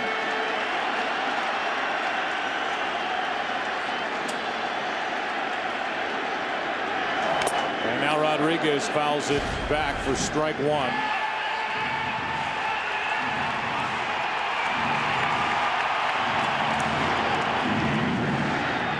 For Mark Teixeira, his only other home run this postseason, his first year with the Yankees, was the game winner in the 11th inning. Game 2 of the divisional series against the Twins. Now Rodriguez takes a strike, and it's 0-2. Last night was the 11th time that the Yankees were held homerless at their new home this year. Teixeira gets on the board with a 414-foot home run to right center. Rodriguez hits one in the air to left. Back is Ibanez for out number 1.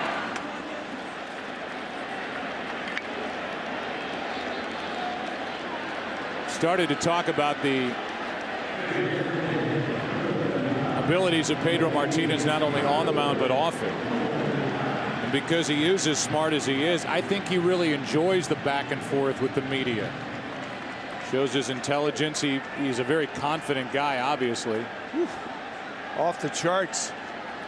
But he's confident when he's got a baseball in his hand, and he's confident with a microphone in front of his face. Ken Rosenthal, a lot's been made about that press conference yesterday. He enjoys that cat and mouse game with the media.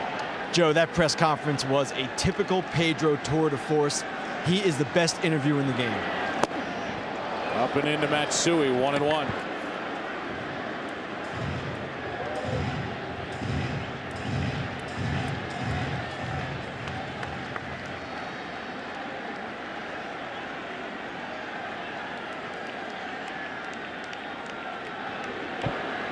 Matsui with 1 out, nobody on, takes inside, 2-1. Martinez gave up 7 home runs in his 9 starts with the Phillies during the regular season. All 7 were solo home runs. And he gives up a solo shot here to start the 4th inning to tie the game. And now misses with ball 3 high to Matsui.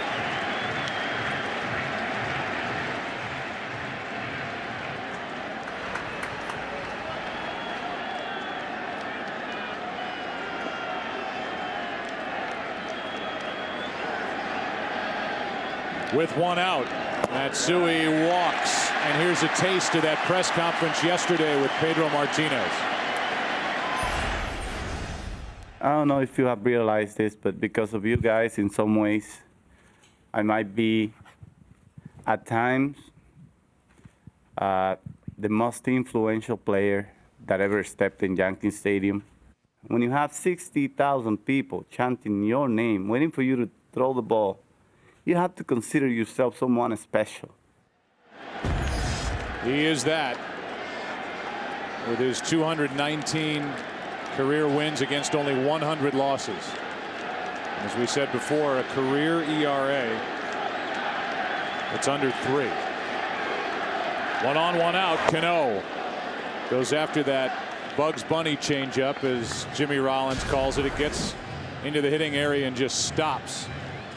Strike 1. We talked to Charlie Manuel and asked Charlie what he saw from the bench and when he thought Pedro was in trouble. He said it's easy. When the arm or when the hand is below the shoulder on release. Cano is jammed a bit, flies it into center. There is Victorino, and Cano is now 0 for 5 in this World Series. Pitchers and catchers call that staying on top of the ball, and when he drops down, and it's easy to do with that changeup because you kind of lead with the elbow. But they will keep a very, very close eye on Pedro Martinez. They have the best view in the stadium to see whether he drops down or not. He and Rich Doobie. Here's Jerry Hairston Jr. Runner at first, 2 out, tie game, 4th inning. Phillies in the 5th will have the bottom 2 in their lineup. And a fastball for a strike from Pedro. That is the view that Charlie Manuel and Rich Doobie have. And Pedro trying to keep that hand and arm above the shoulder on release. When it drops down, when he gets tired, then it's time to take him out. That's pitch number 73 from Pedro Martinez. It's a strike, and Hairston spins out of there. Didn't like the call. It's 0-2.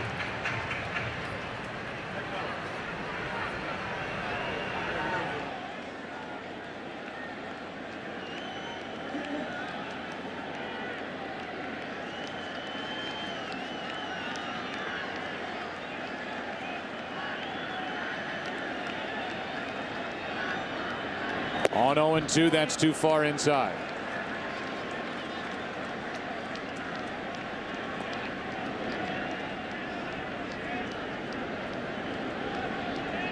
On deck is Melky Cabrera. Yankees have tied it on a leadoff home run by Teixeira.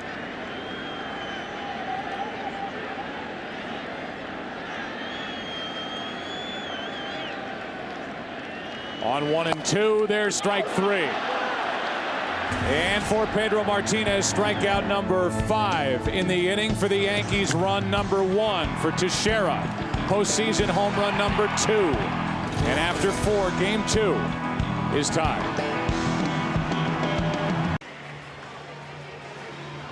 Aerial coverage tonight brought to you by DirecTV. To get the most channels in HD, call 1-800-DirecTV.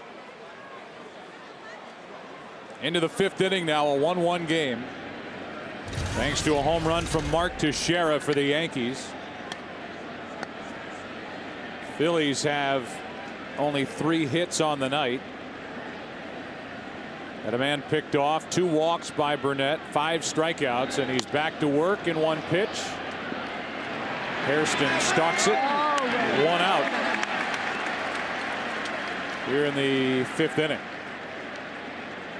Give a look at the in-game box score for the Phillies, brought to you by Fox Business Network, the new home of the American Dream, on DirecTV channel 359, or check your local listings. There are the hits: Worth, Ibanez, and Stairs, and the RBI for Matt Stairs with a 2-out base hit into left back in the 2nd. Here's Ruiz. Grounded out to short his first time up.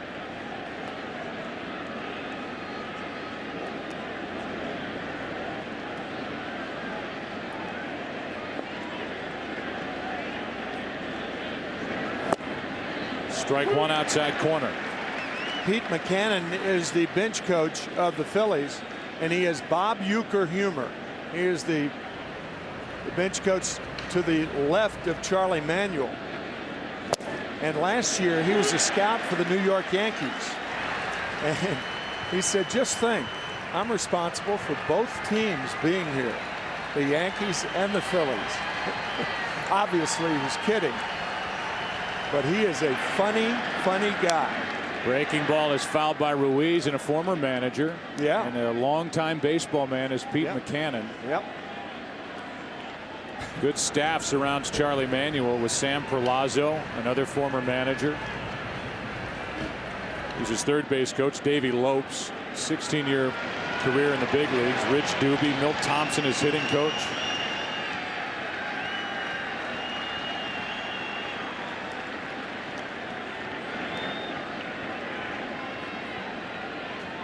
Ruiz gets out, now gets back in.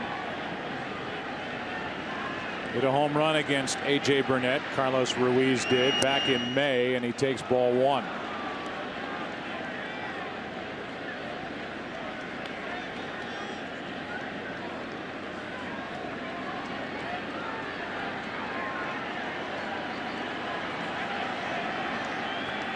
Now the 1-2. Well hit into left field. Back is Damon at the wall. This ball is 1 bounce up against the wall, and it's a double with 1 out for Ruiz.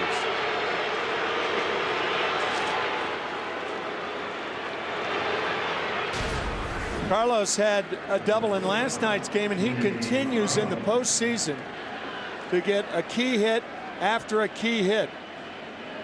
Only a .255 hitter during the season, but he did have a career high in home runs with 9, where he often for the Phillies in the postseason. Does he come through? Yeah, his last 14 postseason games, he came into this one hitting .372. Now he's 1 for 2 tonight with the double. He is at second for Jimmy Rollins, who drove home 77 runs during the regular season, has 3 during the postseason. So a chance for the Phillies to jump right back on top. That's foul.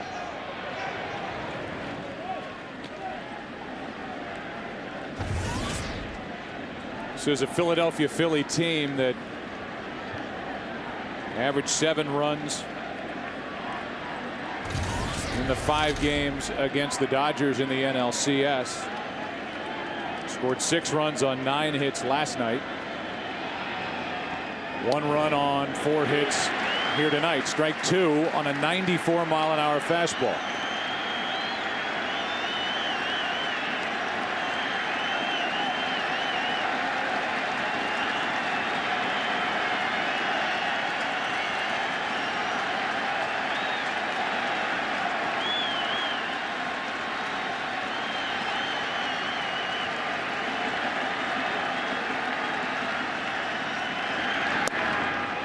Just inside ball 1.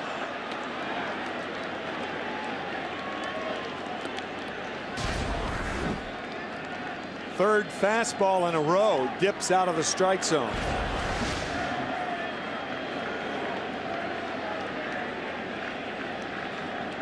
We saw Jose Molina do a lot of this during the ALCS when he worked with A.J. Burnett, going out with a runner at second base to discuss.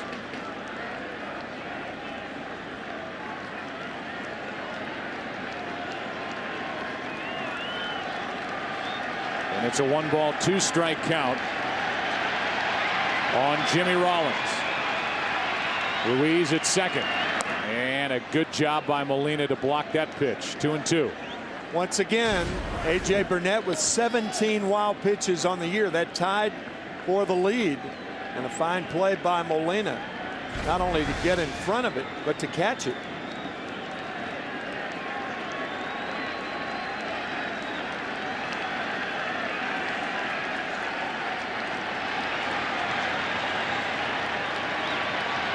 Ruiz really moving around out at second base, and a 2-2 pitch. Down and in. Rollins didn't go, and it's a full count. Burnett has come close twice to striking out Rollins, but now it's 3-2. That's what they call a back leg breaking ball. He actually throws it at the back leg. Rollins held up. I think he'll get another breaking ball here.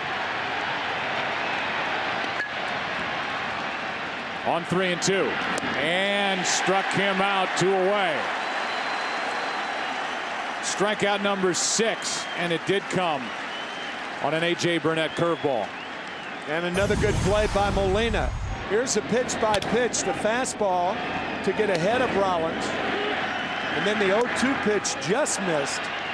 And then Burnett goes to the breaking ball, throwing 4 in a row to finally get it.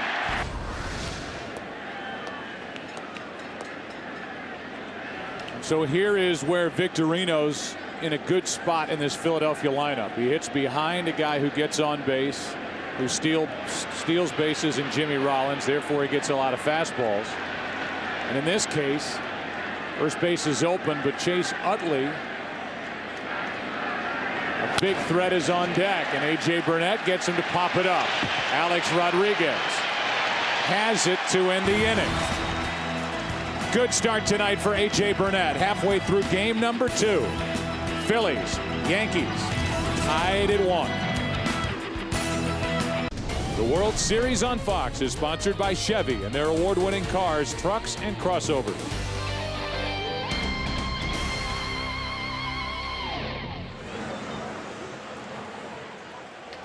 It's a 1-1 game into the bottom of the 5th inning. Even with the home run by Teixeira included, this has been another strong start for Pedro Martinez. Yeah, absolutely, and a strong start for A.J. Burnett also. Good curveball when he gets ahead in the count, and he's done that consistently tonight. So Martinez will deal with Melky Cabrera, and he misses with ball one. There is action with Jay Happ and Chad Durbin. A lefty and a righty for the Phillies out in their bullpen. 1-0 pitch. Martinez took something off. 1 ball, 1 strike. Cabrera fly to center, hit it pretty well. His first time up. 0 for 4 in this World Series. His first. That's on the inside corner. 1-2.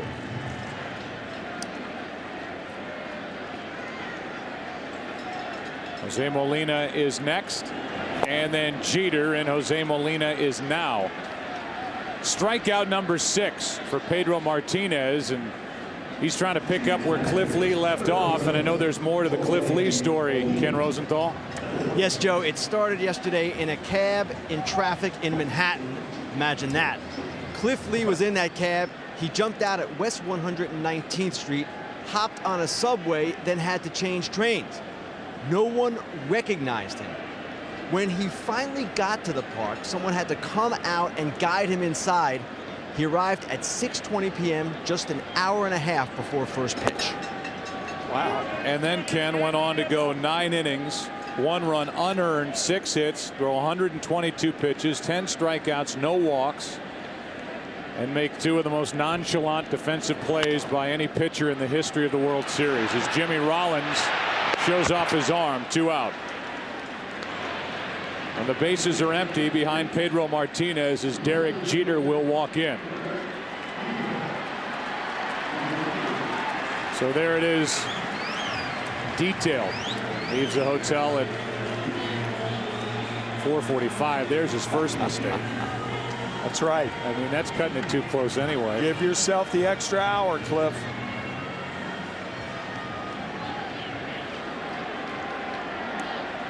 Doesn't matter, I guess, in the end how he got here. It's what he did when he got here, and he was dominant.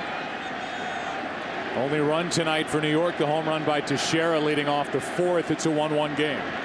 Breaking ball is hit down the left field line. That ball will get to the wall. It's a 2-out double for Derek Jeter, who has his first hit of the night.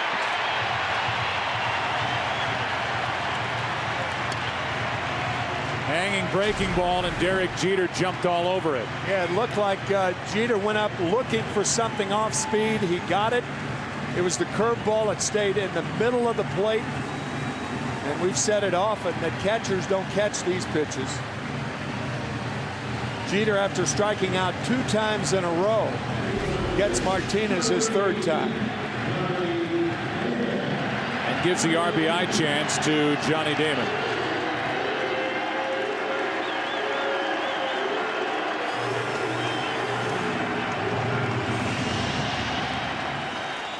They're ready in the bullpen. If Charlie Manuel wants to go to the left-hander Jay Happ for Johnny Damon. 82 pitches on the night for Martinez.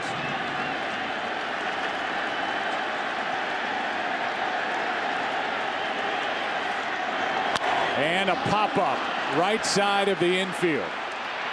Waiting for it is Ryan Howard, and that ends the 5th. Damon pops up. Pedro Martinez around the 2-out double by Derek Jeter. As we look at Pedro then and now.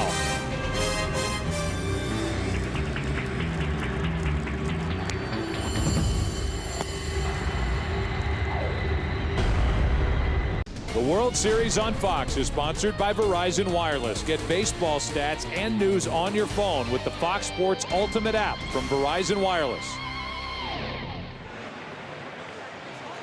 Along with our producer, Pete Macheska, our director, Bill Webb, Larry Lancaster, our associate director, Aaron Stoikov, managing that tape room and doing his great job as usual. Joe, Tim, Ken, back at it in the 6th inning of Game 2 of this World Series. Chase Utley first up, part of the order for A.J. Burnett in a 1-1 game, and Burnett so far has been very good. 2 walks, 6 strikeouts, and a run on 4 hits.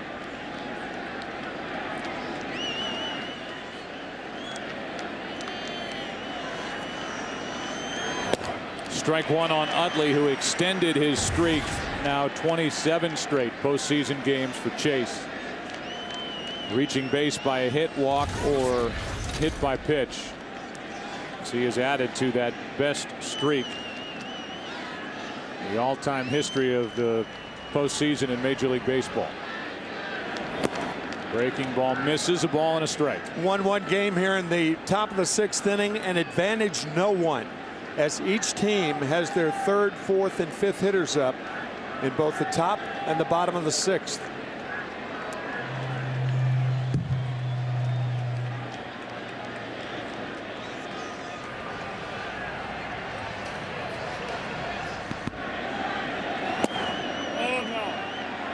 That's low, 2-1. So it's Utley now, Ryan Howard on deck, and then Jason Worth.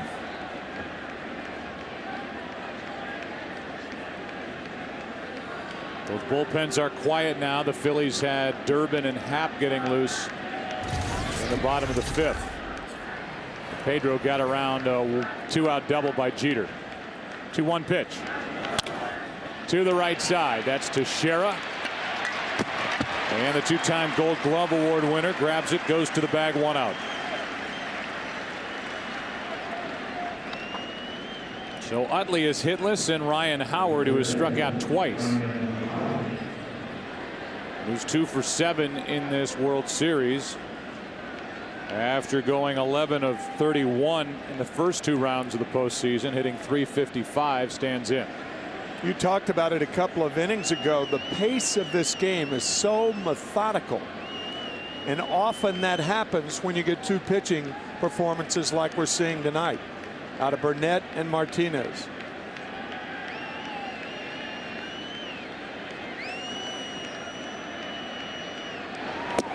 And a good tight curveball, strike 1.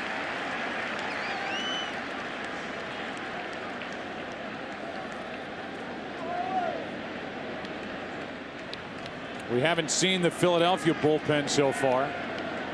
Last night, not a good night for the Yankee bullpen, the young members of the Yankee bullpen.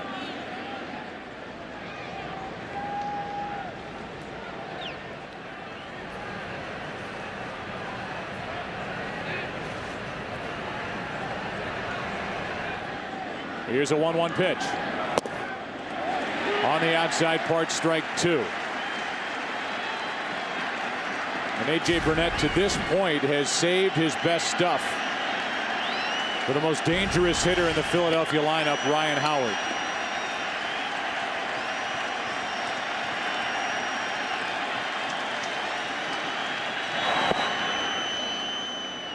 That's ball 2.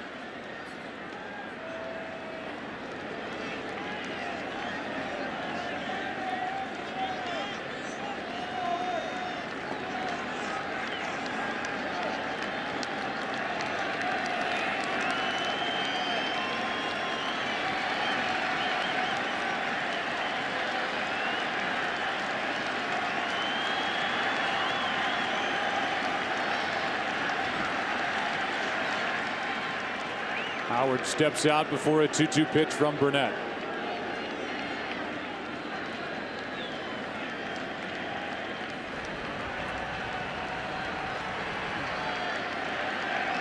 Another curve.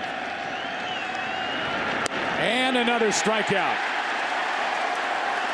3 times tonight, Ryan Howard has struck out, and a total of 7 on the night for A.J. Burnett. If you are just joining us, it's World Series game number 2. Phillies won last night 6-1. We're tied 1-1 here tonight. First run on a base hit to left off the bat of Matt Stairs, but Mark Teixeira tied it in the 4th. Good pitching by Pedro Martinez in his return to the Bronx, and certainly for A.J. Burnett. That's our Verizon game summary. That's a strike on the outside corner to Jason Worth, who's 1 for 2. 7th best total in the National League with 36 home runs during the regular season. He's added 5 in the postseason. Big threat. And a shot into center field. Easy for Cabrera. And a 1-2-3 6th inning. What a night for Burnett. Pedro Martinez back to the bump. Part of the order coming up, tied at 1. Pedro Martinez back to the mound. 1-1 bottom of the 6th inning, and the in-game box score for the Yankees brought to you by Fox Business Network, the new home of the American Dream on DirecTV channel 359. Check your local listings. The only run produced by this man, Mark Teixeira. 1 for 2 on the night. Leadoff home run in the 4th.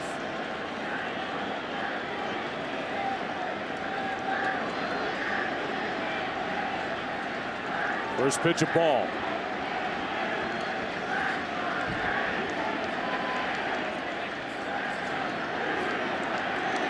Out goes Ruiz. This is a tough inning for Pedro Martinez. Or when you think about it, a tough 2 hitters in Teixeira and Rodriguez, because Jay Happ, the left-hander, I think if there's a runner on, if either Teixeira or Rodriguez gets on, then Happ will be brought in to face Matsui and or Cano. High and tight, ball 2 to Teixeira.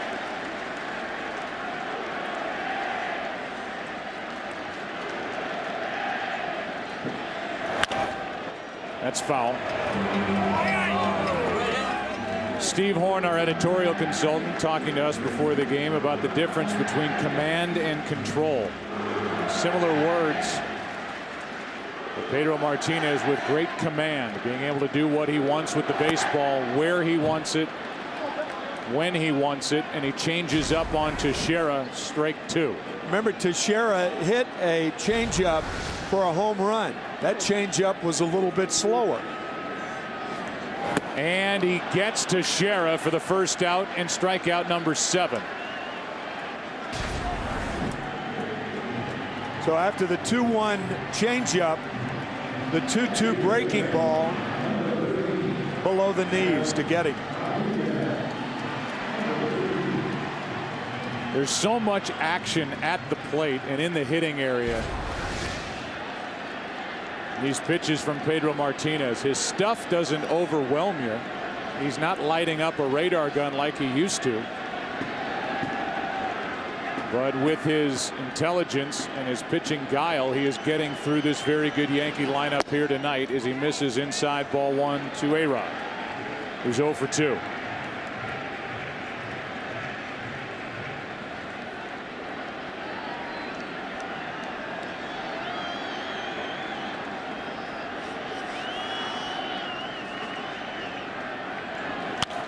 And Rodriguez pops it up right side, and it will get out of play.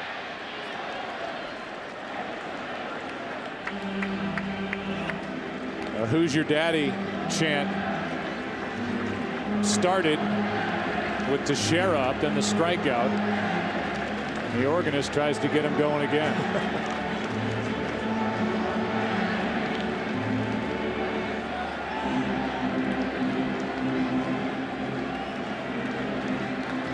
Rudy Giuliani needs some cheering up back there, evidently. Yeah, yeah.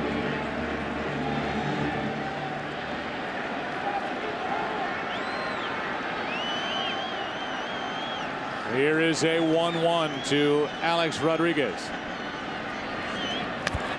Fouled straight back on an 89-mile-an-hour fastball, strike 2. 3 straight 89-mile-an-hour fastballs in on the hands of Alex Rodriguez. Once again, that's where American League pitchers try to pitch him. Now we'll see where Martinez and Ruiz go. They're mixing their signs up even though there's no one on. And another strikeout.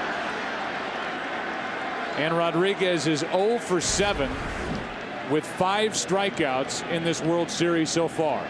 3 straight fastballs in on the hands, and then the changeup. Tantalizingly slow to get Rodriguez.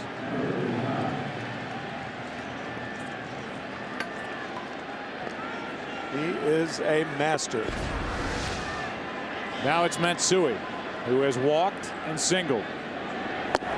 Strike 1. Hideki during the regular season, 28 home runs, 90 RBIs. one postseason home run here in 2009. It came against the Twins in the division series. Hasn't hit a lot of balls hard this postseason except for that home run as he takes strike 2.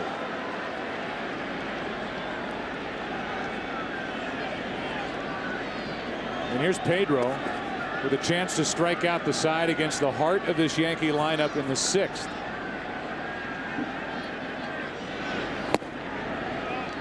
Ball 1.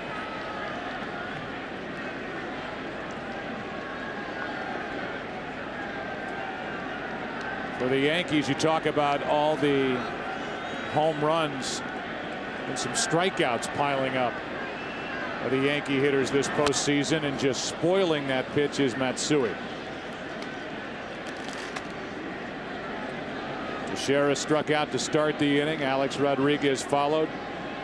8 on the night for Martinez. And only 3 hits for New York.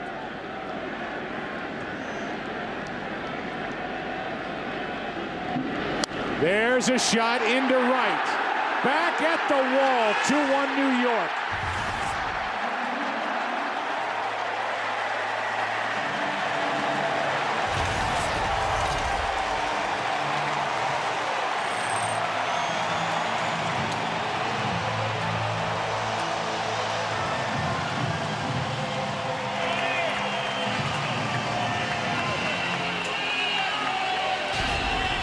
A curveball on the ground below the knees. For the first time in these 2 games, the Yankees take the lead.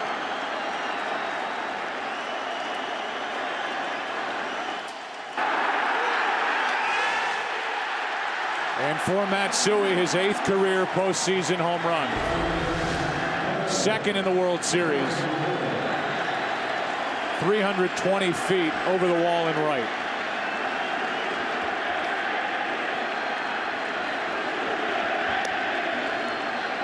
It's weird how the game works, isn't it, Joe? You know, had Martinez allowed either Teixeira or Rodriguez to get on base, probably Charlie Manuel brings in Jay Hepp. You don't know that, but probably. He retires the first 2, and Matsui pops one. Cano flies out. Hideki Matsui has given the Yankees their first lead in this World Series with that. 2-1 New York into the 7th. Back after this from your local Fox station. Between innings, Charlie Manuel, the Philadelphia manager, went down to talk to Pedro Martinez. You can see Pedro saying, "I'm fine." 99 pitches on the night. See if he goes back out there for the bottom of this 7th. We're in the top half. The home run by Hideki Matsui starts the clock ticking for the Yankees toward Mariano Rivera.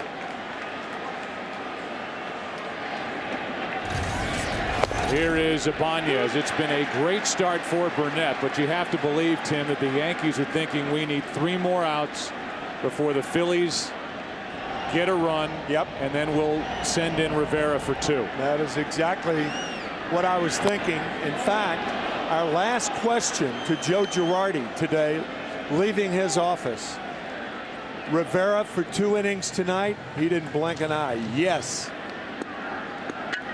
Jabba Chamberlain getting loose right now in the 7th.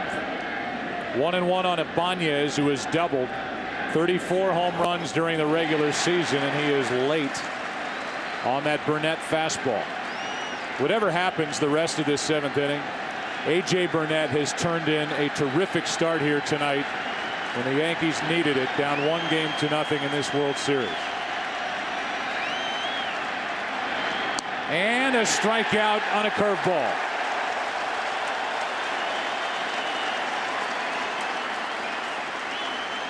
That breaking ball has gotten better the last 2.5 innings.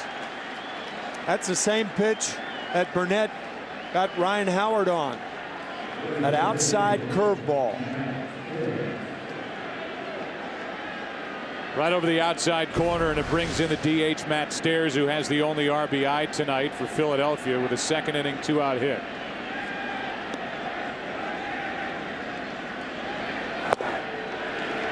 Curveball in for strike one. Mark Grace talked about it during our Chevy pregame about A.J. Burnett. Usually during the course of a start has a 20-pitch portion of it where he'll just lose control of what he's dealing to the plate. That really, for the most part, hasn't happened here tonight. No. And that's one of the reasons why first pitch strikes 22 of the 25 hitters.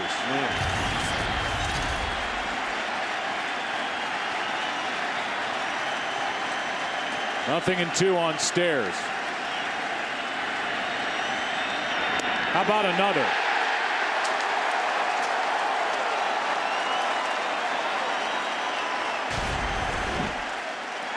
Again, the breaking ball on the outside.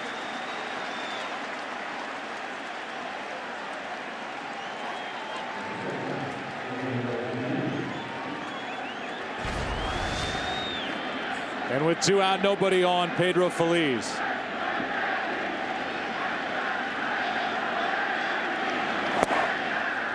Ball 1 low. 2-1 Yankees top of the 7th inning. 2 out, nobody on. Phillies has struck out, fly to right.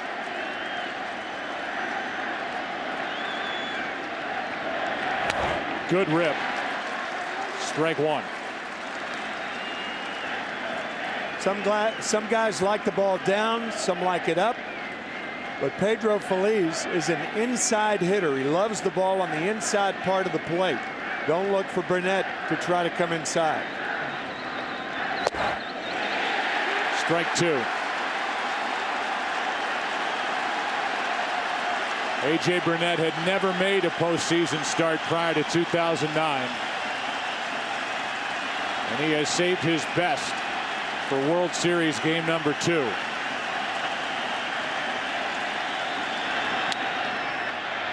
Jeter. Inning over. 7 strong from A.J. Burnett. Time to stretch in game 2. Yankees lead it 2-1.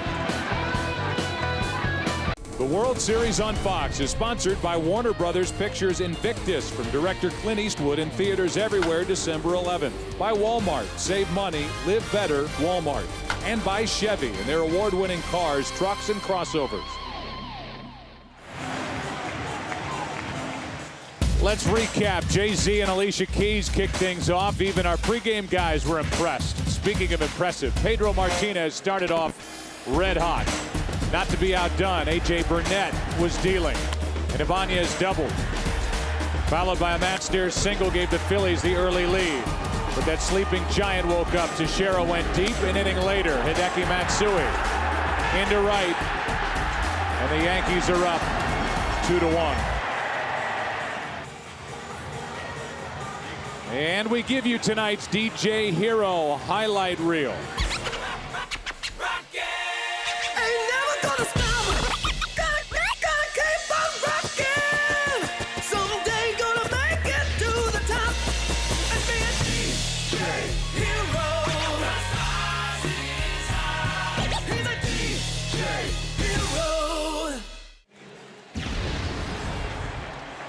Good job on that, Tim. Here is Pedro Martinez back for the bottom of the 7th inning as he approaches 100 pitches on the night. Jerry Hairston Jr. is first up. Then Melky Cabrera, Jose Molina, and no surprise to see Mariano Rivera getting loose in the bottom of the 7th.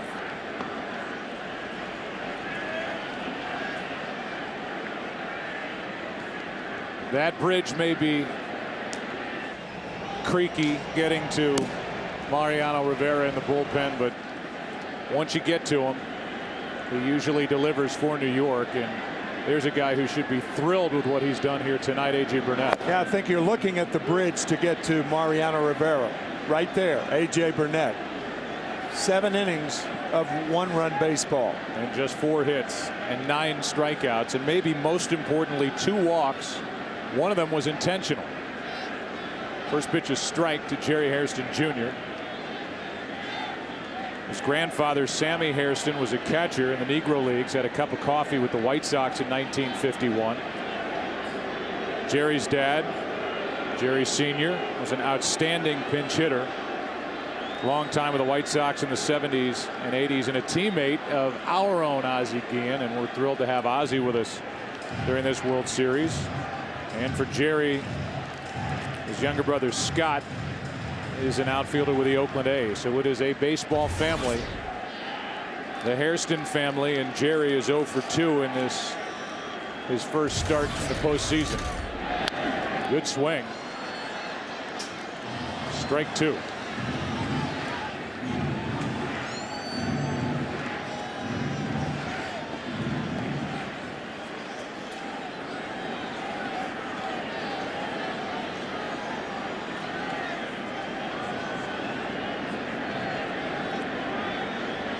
Leading it off, Hairston jammed a bit, fights it off, fouls it. Still 0-2.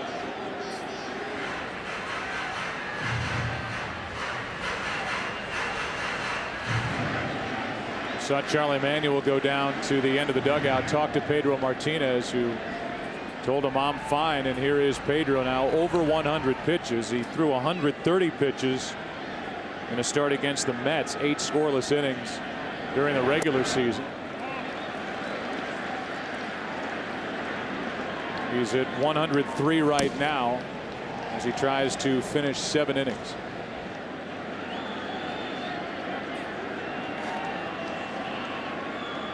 The 1-2. Something Joe Girardi could do this inning if Mariano Rivera is coming in the top of the 8th inning. Joe could pinch hit Jorge Posada if Hairston gets on, if Cabrera gets on.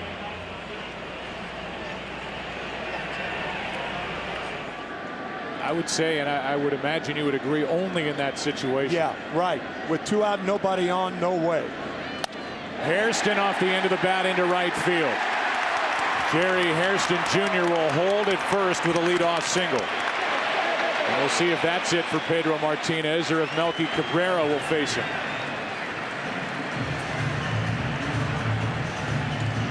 On the other hand, you do have the lead, and you want your better defensive catcher behind the plate. As Brett Gardner goes in to pinch run for Jerry Hairston, who has his first hit of the night. So if you're gonna pinch hit Posada, you might bunt here. If you're not going to pinch hit Posada, you're going to swing away with Melky Cabrera. And the other problem is that unlike the LCS, Joe Girardi is only carrying 2 catchers. Right. So if you insert Posada into the lineup and something happens to him, then what? Yeah. Francisco Cervelli was taken off the active roster in favor of Eric Hinsky. Phillies looking for the bunt. I don't think he's bunting here.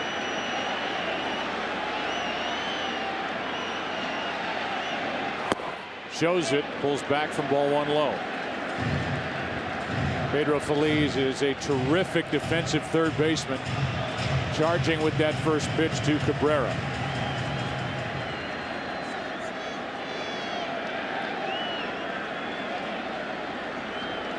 Now, one would think if you're going to bunt in this situation, the only reason you would bunt is to bring up Posada. Otherwise, no bunt. Instead, a hit and run, and it's a line drive, base hit to right. Gardner turns and goes all the way to third.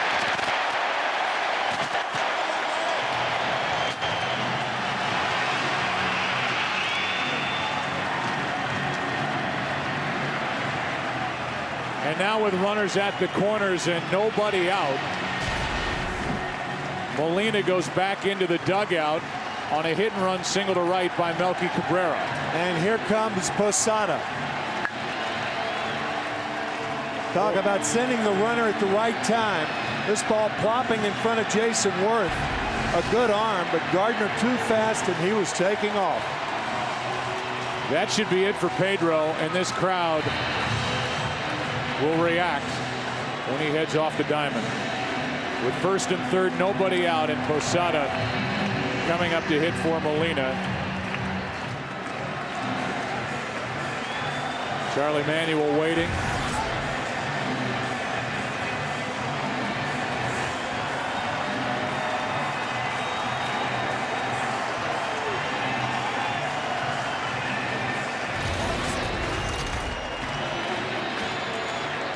Manuel's waiting to make sure that Posada's announced as the pinch hitter he is. I think he'll probably bring in Jay Happ, the left-hander, to swing Posada around to the right side. Here comes these fans' chance to serenade Pedro on his way out.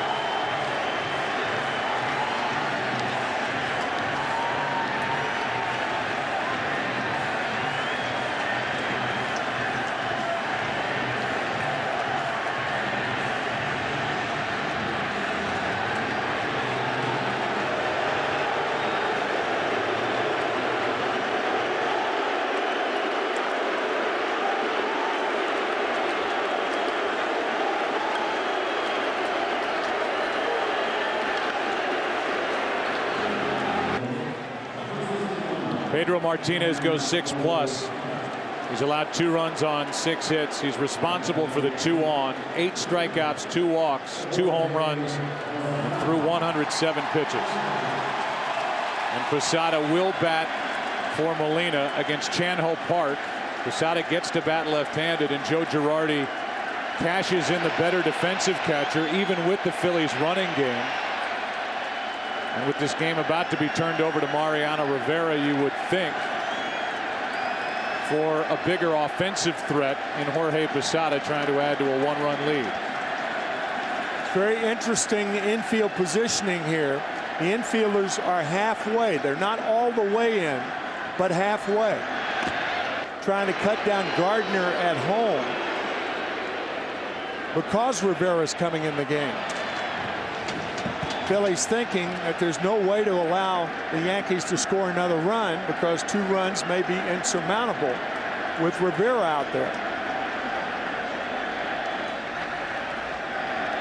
Posada takes a breaking ball down and in, ball 1. First Philadelphia reliever to work in 8 days. Chan-Ho Park.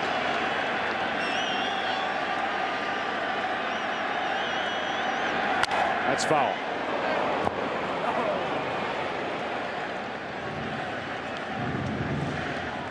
Eric Karros on our Chevy pregame show said that he didn't think this was a must-win situation for the Yankees. I know you disagree with that and talked about it at the beginning. Be awfully tough to go into Philadelphia trailing a team that's 11-1 in their last 12 playoff games, covering 2 years. Down 0-2. There's another strike from Park. He's throwing harder this year. 92 miles per hour, strike 2 on Posada.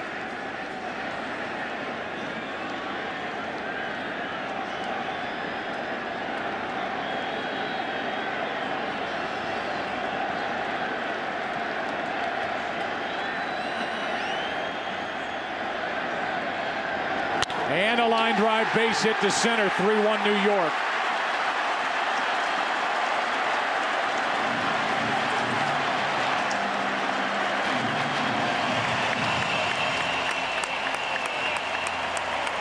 So that move worked for Joe Girardi as Posada jumped on that high delivery. And when you think about it, everything's working in this inning for Joe Girardi and the Yankees.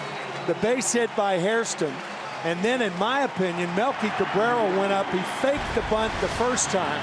And then Girardi put the hit and run on. Now he pinch hits Posada.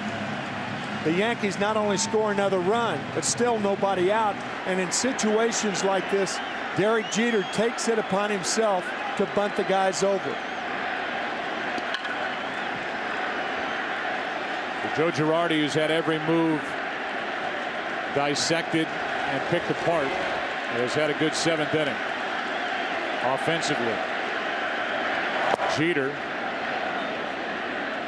that's strike 1.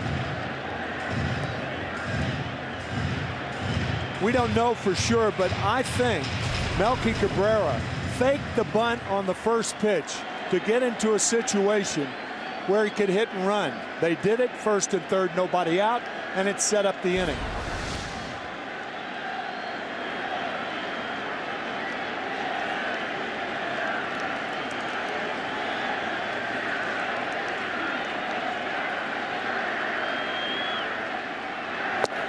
That strike two, throw down to second, and Rollins did a good job to keep that throw on the infield as he lunged to his right, and it's an 0-2 count on Jeter. Well, Melky Cabrera gets in the way of the throw. Watch the play by Rollins. You're right. That was a terrific throw. And Ruiz has to throw over Jeter. Of course, that was unintentional.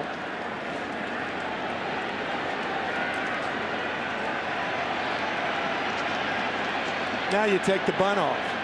No balls, 2 strikes. No way Jeter's bunting again. Too good a hitter. And he strikes out trying to bunt. Well, I'll tell you, it's not often that you sit in the booth and say that's a bad play by Derek Jeter, but that's a bad play by Derek Jeter. No way do you bunt in that situation. No way. It's the first time that Jeter has struck out 3 times in one World Series game. And here comes Charlie Manuel. You think Jeter did that on his own as opposed to being told to by Girardi? I think Joe Girardi's thinking that Derek Jeter's too good a hitter to be bunting with 2 strikes. In fact, I can't remember the last time that Derek Jeter tried to sacrifice with 2 strikes. The hitter will be Johnny Damon.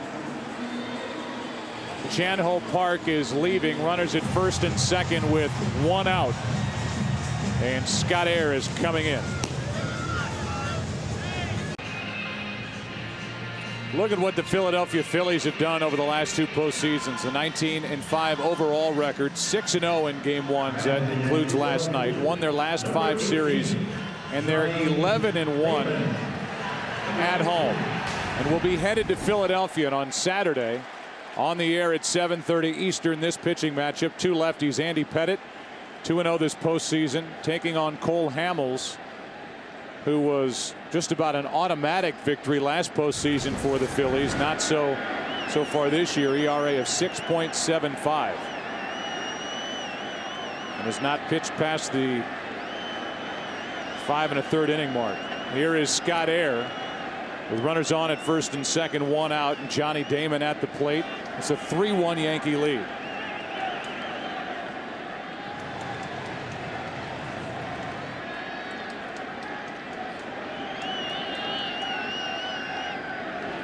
And a breaking ball in for strike 1.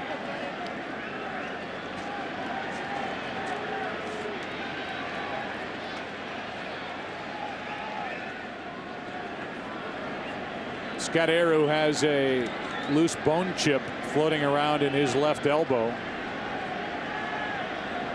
Important part of this Philadelphia bullpen from the left side against this Yankee lineup.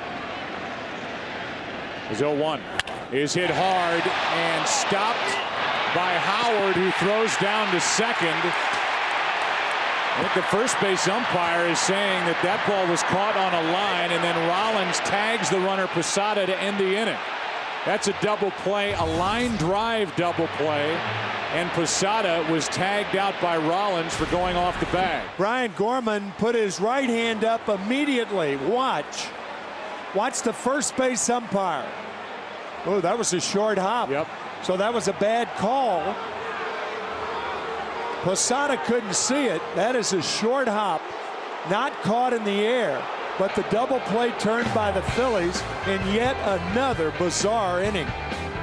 So we go into the 8th inning, game 2. And on this play, the bottom of the 7th inning ends. Girardi pleads his case. It's 3-1 New York.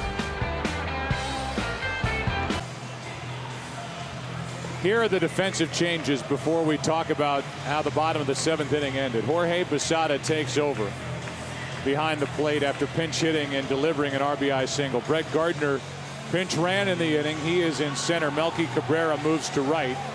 And on the mound is Mariano Rivera. This crowd was booing. Nobody was on the field when we went to commercial break. Finally, the Yankees begrudgingly took their positions. As Rivera was introduced, the boos turned to cheers, but we blow it up at first base. You can see the ball bounce into the glove of Ryan Howard. The first base umpire, Brian Gorman, called the batter, Johnny Damon, out on a line drive caught. You can watch him, the first base umpire, put his hand up right there. He immediately called that. You're right, Joe. And then the throw down to second. Once Rollins tags Posada, who thinks he's safe because the throw pulled Rollins off the bag, it's in Brian Gorman's mind a line drive double play and a put out 3-6, and the inning's over. Meanwhile, we're in the top of the 8th inning now, and for Philadelphia, the number 9 hitter Carlos Ruiz will start it off against Rivera.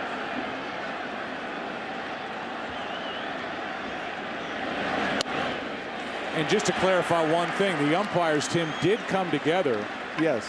Well after we went to commercial break, they did discuss it, and nobody overruled the call by Brian Gorman, so the call stands. Deciding that the ball was caught in the air. That was really the only question. The minute the ball hit the ground and Howard goes to touch first base, that means Posada is safe at second. But because he called it a line drive caught in the air, then Posada was called out. Here's a 1-1. Ruiz, 2 bounces to Rodriguez. 1 out.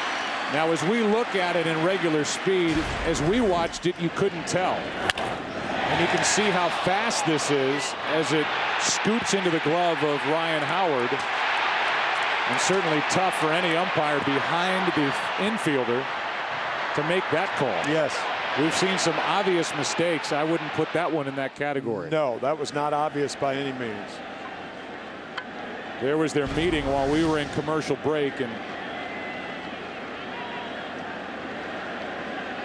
now the Yankees are in the field. The Phillies are at the plate, and a ball inside to Jimmy Rollins, who's 0 for 2 and 1 for 6 in this World Series.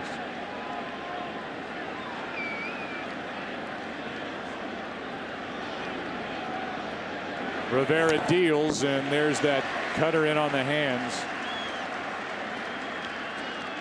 for Mariano Rivera, who in his career during the World Series is 2-1, 31 innings pitched, an ERA of 1.16.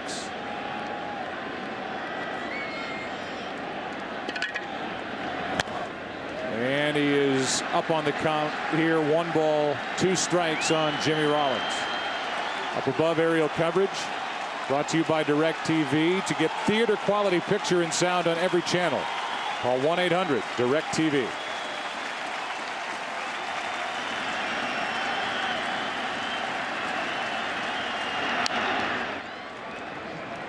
Mariano Rivera, who has 37 career postseason saves, his last one coming game 6 of the ALCS when he went 2 innings, allowed 1 run on 2 hits against the Angels.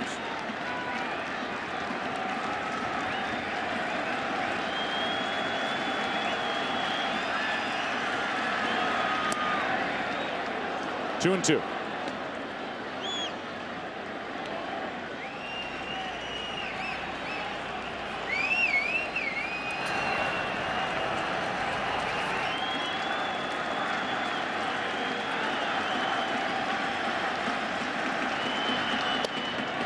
And now 3 and 2.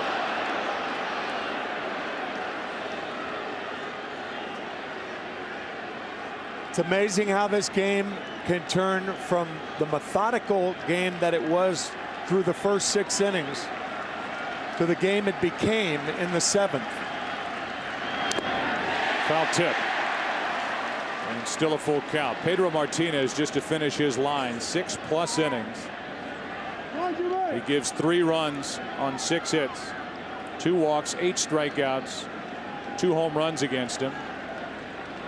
Turned in a very good start here tonight. A.J. Burnett was better.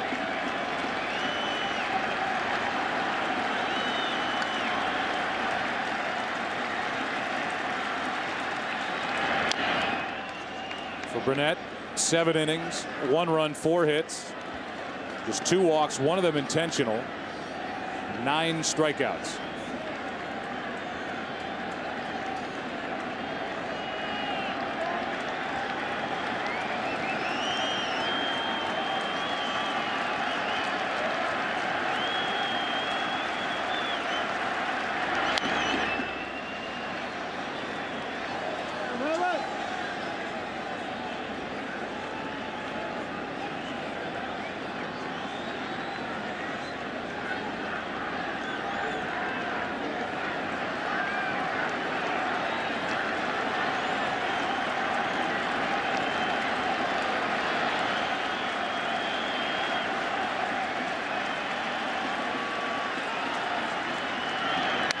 That is foul. Think about how the bottom of the 7th inning unfolded. A leadoff hit by Hairston, a base hit by Cabrera on a hit and run, a pitching change. Posada delivered an RBI hit to center. It was 1st and 2nd, nobody out with Jeter up. He struck out trying to bunt, and then the line drive double play. End of the inning. That's ball 4 and a 1-out walk.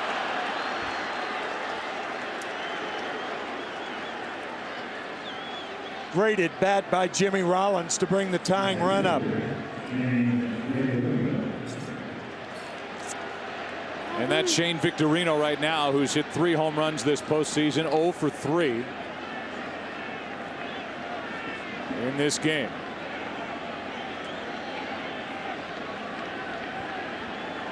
Rivera's a remarkable athlete, but he does not have a good move to first base. That is not unlike most short relievers in baseball.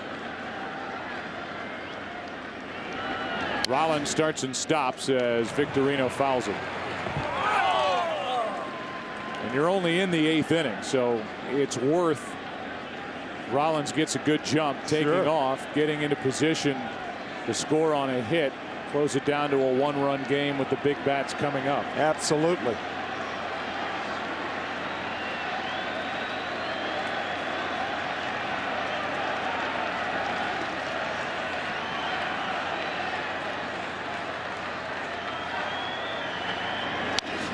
To the right side and through the right side. Rollins will stop at second. It's 2 on with 1 out on a walk and a hit. Base hit by Victorino. And now the big bats are coming for the Phillies. Ron Fairley, a terrific major league player, told me once that if an outfielder charges the ball, regardless of his arm strength, that stops the runner. And that's exactly what Melky Cabrera did then. Charging the ball, Melky does not have the strongest of arms. It's okay, a little above average. But by charging the ball, he stopped Rollins at second base. And when you talk about outfield arm strength, the weakest arm that's in the outfield for the Yankees is in left, Johnny Damon. Right. So a base hit the other way by Utley with the speed of Jimmy Rollins. They'll press it all series long against Damon in left. Here's Utley, who's 0 for 2 and homered twice last night.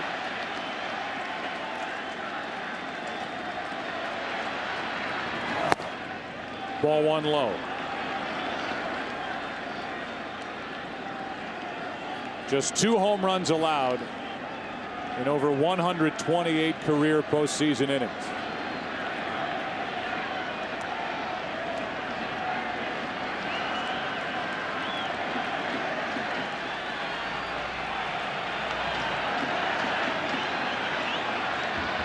The 1-0. 1 ball, 1 strike.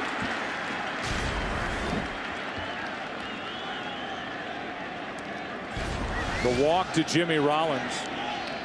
Only the 7th walk by Rivera as he's pitching in his 7th World Series.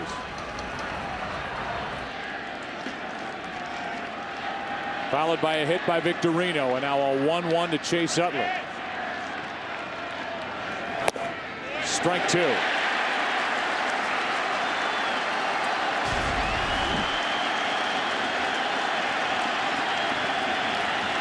Rollins trying to time Rivera at second base.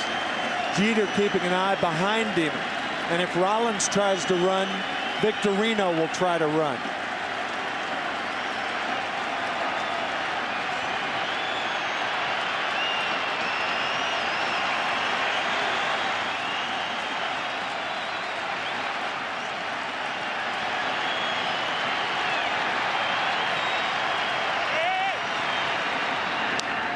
Utley gets a piece. You can almost see the trail runner representing the potential tying run in Victorino checking Rollins out. He's got to make sure. The one thing Rollins does not want to do in this situation is make a fake break off of second base, because if you do that, Victorino might take the bait. And if he does, you throw behind him and get him at first base. 1-2 on Chase Utley.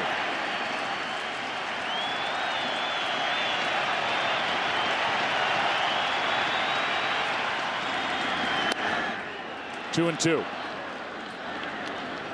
The only World Series home run that Mariano Rivera has allowed was in 2000, the Subway Series.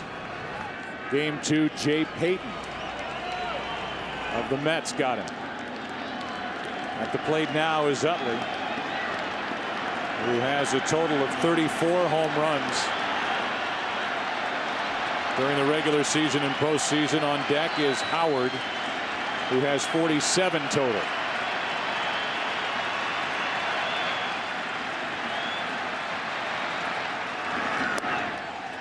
Ball 3.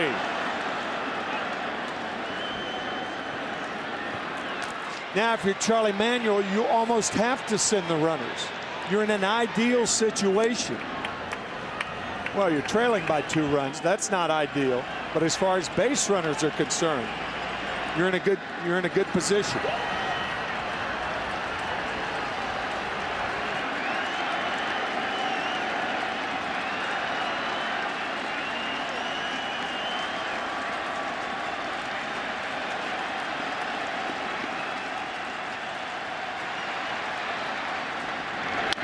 To the right side. Cano out at second, over to first, out, double play. I don't understand why they didn't send the runners in that situation. Well, it just cost them a double play. That's exactly right, and the Yankees get out of it. And it left Ryan Howard standing in the on-deck circle. Well turned by Cano and Jeter, who gave it everything he had. 3-1 New York after 7.5. It's the bottom of the 8th inning, and let's go back to the top and see how it ended. It looked, and it looks on the replay, as if Chase Utley was safe, called out on a 4-6-3 double play. And that's a big call and a big missed call. Because, as we said going to the commercial, Ryan Howard's the next hitter, and if he bats in that spot, he's got the tying runs on, and he represents the go-ahead run at the plate. And the guy's hit 47 home runs all told in 2009. And the point is, and we made it, if you send the runners, you don't have to worry about the play at first base, because the only play for Cano is to go to first. Now you have runners on at second and third. First base open, they decide whether to walk Howard or not. But you have the potential tying run on at second base. And now Teixeira is drilled by Ryan Madsen. First pitch to Teixeira off his leg. Now that cut fastball right off the right knee of Mark Teixeira. Ouch.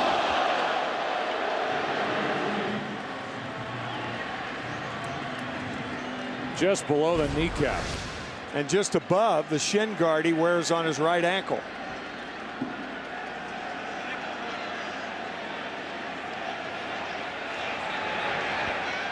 It brings in Alex Rodriguez. I'm sure the defense, or the explanation, better said, on the part of the Phillies will be, well, if we start the runners, Utley strikes out, You get a guy thrown out on the bases and Ryan Howard doesn't bat in that situation. Then we lose out. As it turns out, they don't start the runners and a double play follows and Ryan Howard doesn't bat. Well, the key thing is the tying run. The potential tying run is a trail runner. That's why you send the runners in that situation. You have speed on the bases. It's not a certainty that Posada's going to throw out Jimmy Rollins or Shane Victorino. That's why you send the runners. You have a contact hitter up there. Don't have necessarily a ground ball pitcher, but on any fly ball, they have a chance to retreat from the bases from which they came. You got to send the runners in that situation. Alfredo Aceves shocked. Starts to loosen. It was a long inning for Rivera, 23-pitch 8th inning. But he's had 3 days of rest. Aceves may be just getting his throwing in. Maybe much ado about nothing as Mariano appears to be all right. Yeah, I would agree, because if you're Aceves, you're thinking, well, pitching change-wise, we're finished. Yeah, unless it goes 16, 17 innings. It's the only way I'd get in the game. So a swinging strike on Rodriguez, and meanwhile Alex Rodriguez is 0 for 7 with 5 strikeouts against the Phillies in this World Series.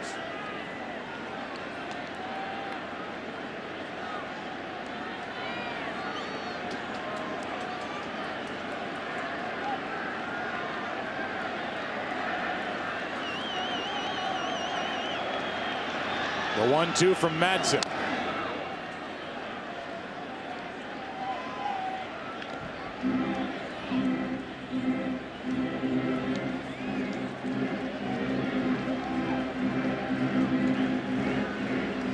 Rodriguez struck out twice against Pedro Martinez, fly to left.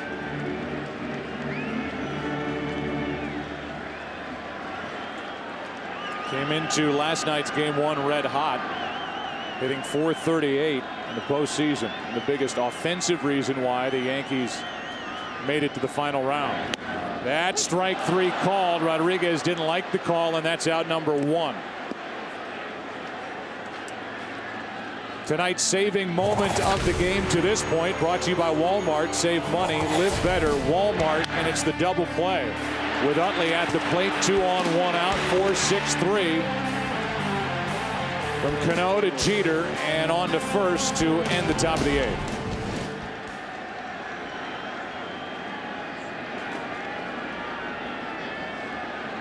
So add another strikeout for Rodriguez. 0 for 8, 6 strikeouts, 3 last night and 3 tonight.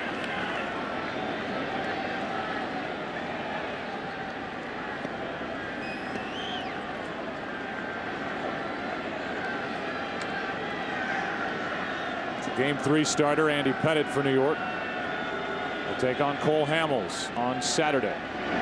Matsui has a home run in this game to go with his single and his walk. His home run against Pedro Martinez with 2 out, nobody on after Pedro had struck out Teixeira and Rodriguez. Gave the Yankees a 2-1 lead. It's now 3-1.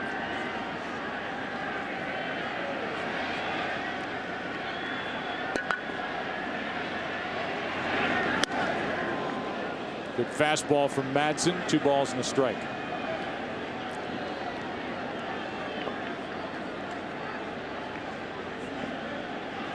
Alex Rodriguez has struck out 3 times in a game, 4 times this year.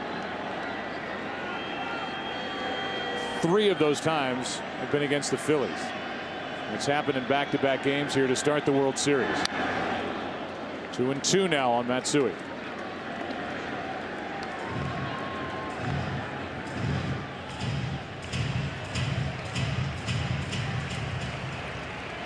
Cano is hitless as well in this series. He's on deck. Phillies in the 9th inning will have Ryan Howard, Jason Worth, and Raul Ibanez.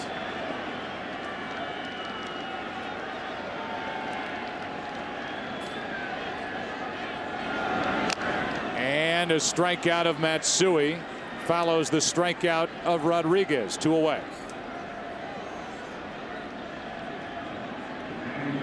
The World Series on Fox is sponsored by Corona. Kick back and relax with an ice-cold Corona and lime. By American Express. Don't take chances, take charge. And by DJ Hero. 93 original mixes now in your hands. So with 2 out and a runner at first, that's Teixeira, who was drilled on the right knee to start the inning. Here's Cano. And he gets a base hit to right. First hit of this series. Teixeira stops at second. Seems to be running well after taking that pitch off the knee. And it's 2 on with 2 out for Brett Gardner, who took over as a pinch runner last inning. With 2 outs, Teixeira is not a fast runner, and he stops at second. Here comes Rich Doobie, pitching coach. I'm sure remind Ryan Madson of the scouting report on Brett Gardner. 2 on, 2 out, and Gardner could add to a 2-run Yankee lead. Warner Brothers Pictures Invictus from director Clint Eastwood. Stars Matt Damon and Morgan Freeman. It's in theaters everywhere December 11th.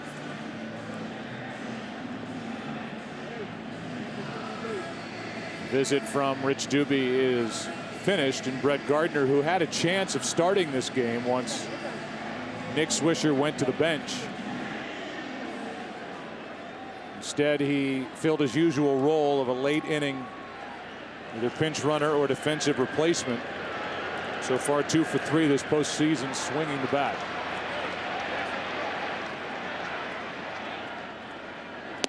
Strike 1 from Madsen. 94 on the radar gun.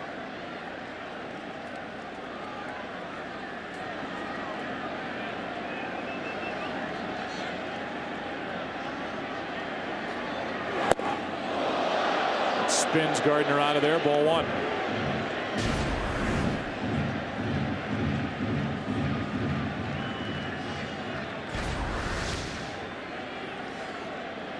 Ryan Madson featuring fastball, changeup primarily, an occasional curveball, but rarely. On the inside corner, strike 2.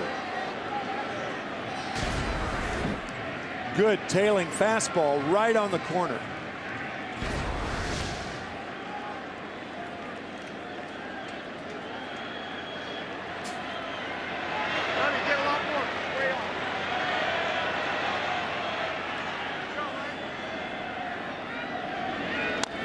And a little chopper right side that hit Gardner on the foot. It's a foul ball.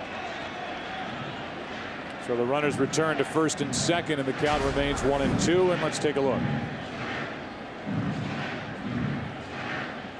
Glanced off the top of the right shoe of Brett Gardner. Talked about the umpiring a lot during the postseason. Major League Baseball, even though they're not really trumpeting the fact, they have an entire staff, umpire-wise, in this World Series. Every one of these umpires has worked at least one World Series. So they have gone with a more veteran staff working this last round of the playoffs. A 1-2. Gardner fouls it straight back. They could swing by Brett Gardner.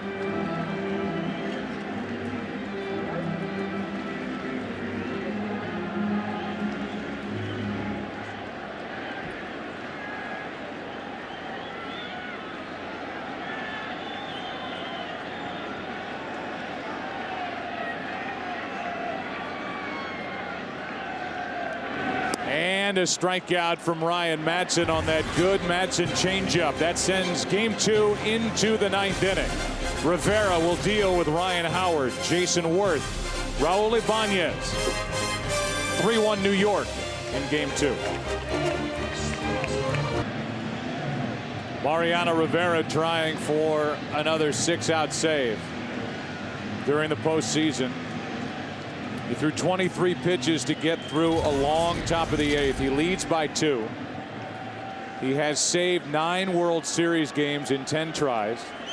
His only blown save, 2001 Game 7 in Arizona. Number 2 on the all-time regular season save list. The 526, and he has 37 postseason saves, most all-time by miles. And Ryan Howard, after the first pitch, strike one. Howard has struck out 3 times tonight. That was all against A.J. Burnett, who stands to be the winner. And he'll be able to puff out his chest tonight after this effort. 7 innings, 1 run, 4 hits, 9 strikeouts. And he got the game into the hands of Rivera. Pitch was up. Howard pops it foul, and that will get out of play. Strike 2. Brett Myers and Brad Lidge getting loose for Philadelphia here in the 9th. In case.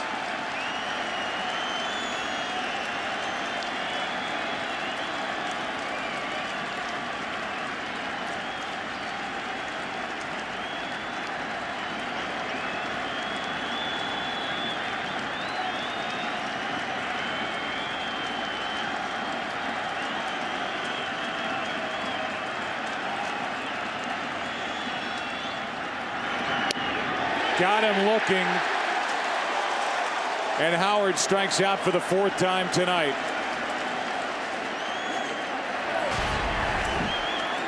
Howard thought that pitch was outside or high or both.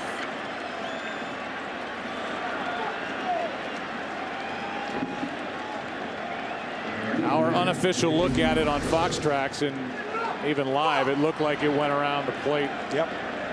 And was a ball. Instead, Ryan Howard is frustrated with his 4th strikeout tonight. Here's Jason Worth. Ball 1. Worth has a hit, 1 for 3, and now 2 for 5 in this World Series. Ibanez on deck.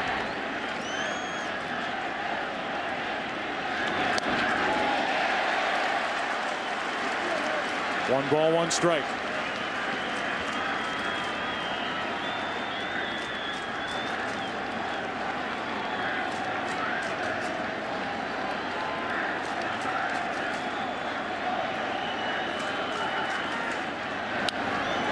Pitch was up. Worth almost came out of his shoes, but it's strike 2.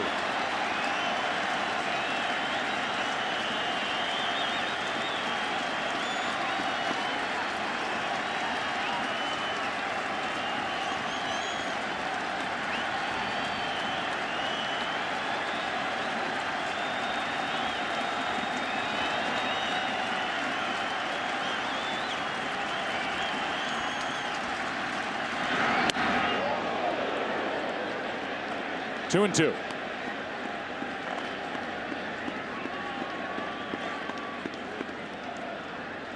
Rivera, who turns 40 at the end of November.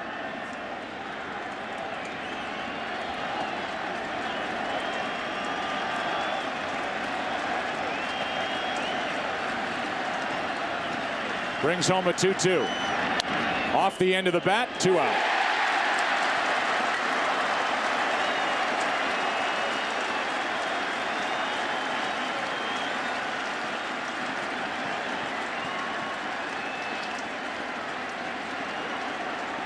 And now Raul Ibanez, who is 2 for 19 in his career, will try and extend this game, or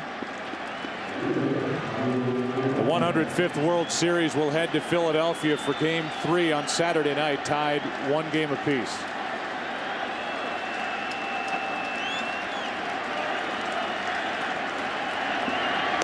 Strike 1.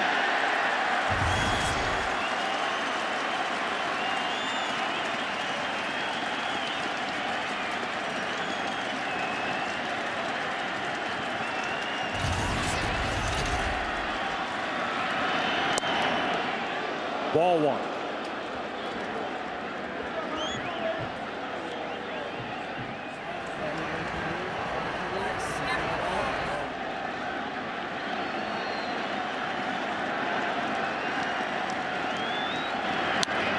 That's into left center field. That ball is not caught. Takes 2 hops, now 3-4 up against the wall, and the Phillies are still alive.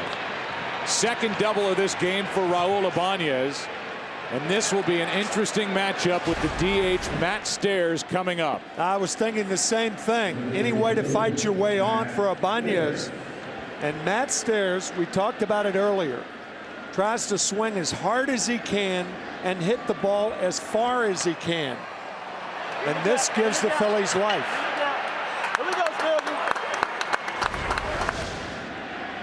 Stairs has the only RBI tonight for Philadelphia. Base hit into left. He's 2 for 15 in his career against Rivera. But when he connects, they go a long way. Tying run at the plate, 2 out. Strike 1.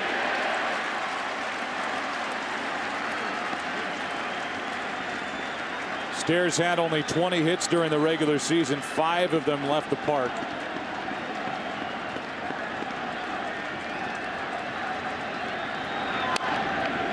Strike 2.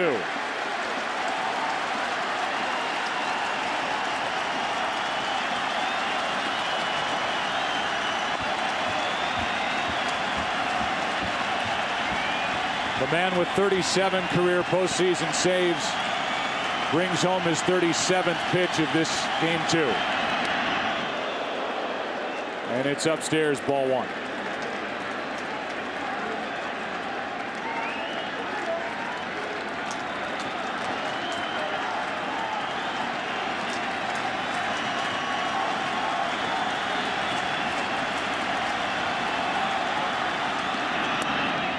Ball 2. Rivera and Posada trying to crowd Matt Stairs. Every pitch has been in off the plate. Much less of a home run threat on deck in Pedro Feliz, a right-handed batter. Stairs is on this roster to do one thing, and that's hit home runs. Right. Back inside. Game over. Series tied at a game apiece.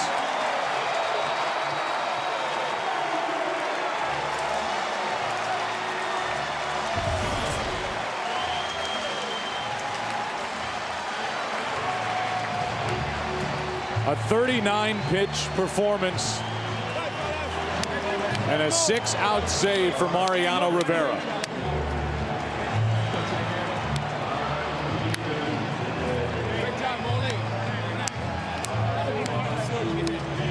Fourth save of this postseason for Mariano Rivera, and the win for A.J. Burnett, his first career postseason victory. And he deserved it. Our American Express take charge player of the game. The starter for the Yankees, A.J. Burnett. Great movement, a ton of first pitch strikes, a nasty breaking ball. 7 innings, 1 run, 4 hits, 9 strikeouts, 2 walks, and a win. And we welcome you on the heels of this 3-1 Yankee victory to the Chevy postgame show on Fox. And we go down to the field and check in with Mark Grace. Thanks, Joe. And I'm with Mark Teixeira. Mark, after a phenomenal season, it's been a bit of a struggle for you here in the postseason, but you connected and got the boys on the board. Yeah, it's quality, not quantity. It was a big homer today, and Pedro was great. It was good just to get one off him. Tell us a little bit about Pedro. Was it everything you expected? Yeah, I haven't faced him in so long, his off-speed pitches were incredible. His curveball, slider, changeup, really working well. How bad did you need this one? Was this a must-win? It definitely was. I think every game in the World Series is a must-win because you don't want to get down too many. And we didn't want to split here, but after yesterday, getting a win today was big. Great ball game, pal. Go get him. Let's throw it back up to Joe. All right, Mark, thank you. And thanks to Mark Teixeira for stopping by. 3-1 is the final score, and this World Series is tied 1-1 as we head to Philadelphia. Pedro Martinez, the starter for Philadelphia in this 2009 World Series. He went 6+, allowed 3 runs on 6 hits. He was good, but not good enough tonight. A.J. Burnett and the Yankees got him. 3-1 the final. Back with more after this.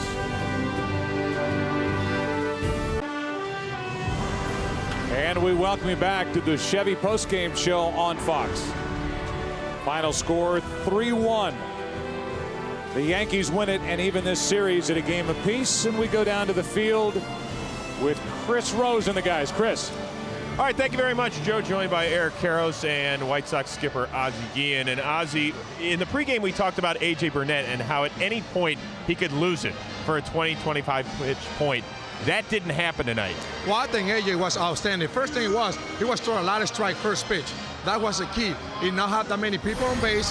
He's always keep himself out of the game. He's got a nasty, nasty breaking ball. I think that was working for it all night long, and that's why I think A.J. was dominating the team. That breaking ball was unhittable, and he was so good at it.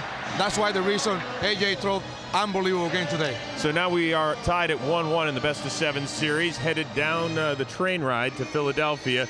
What do you see happening? How are these teams feeling? Well, you know what? Both teams, I think, are feeling good about themselves. I mean, Phillies sneaking one out of here.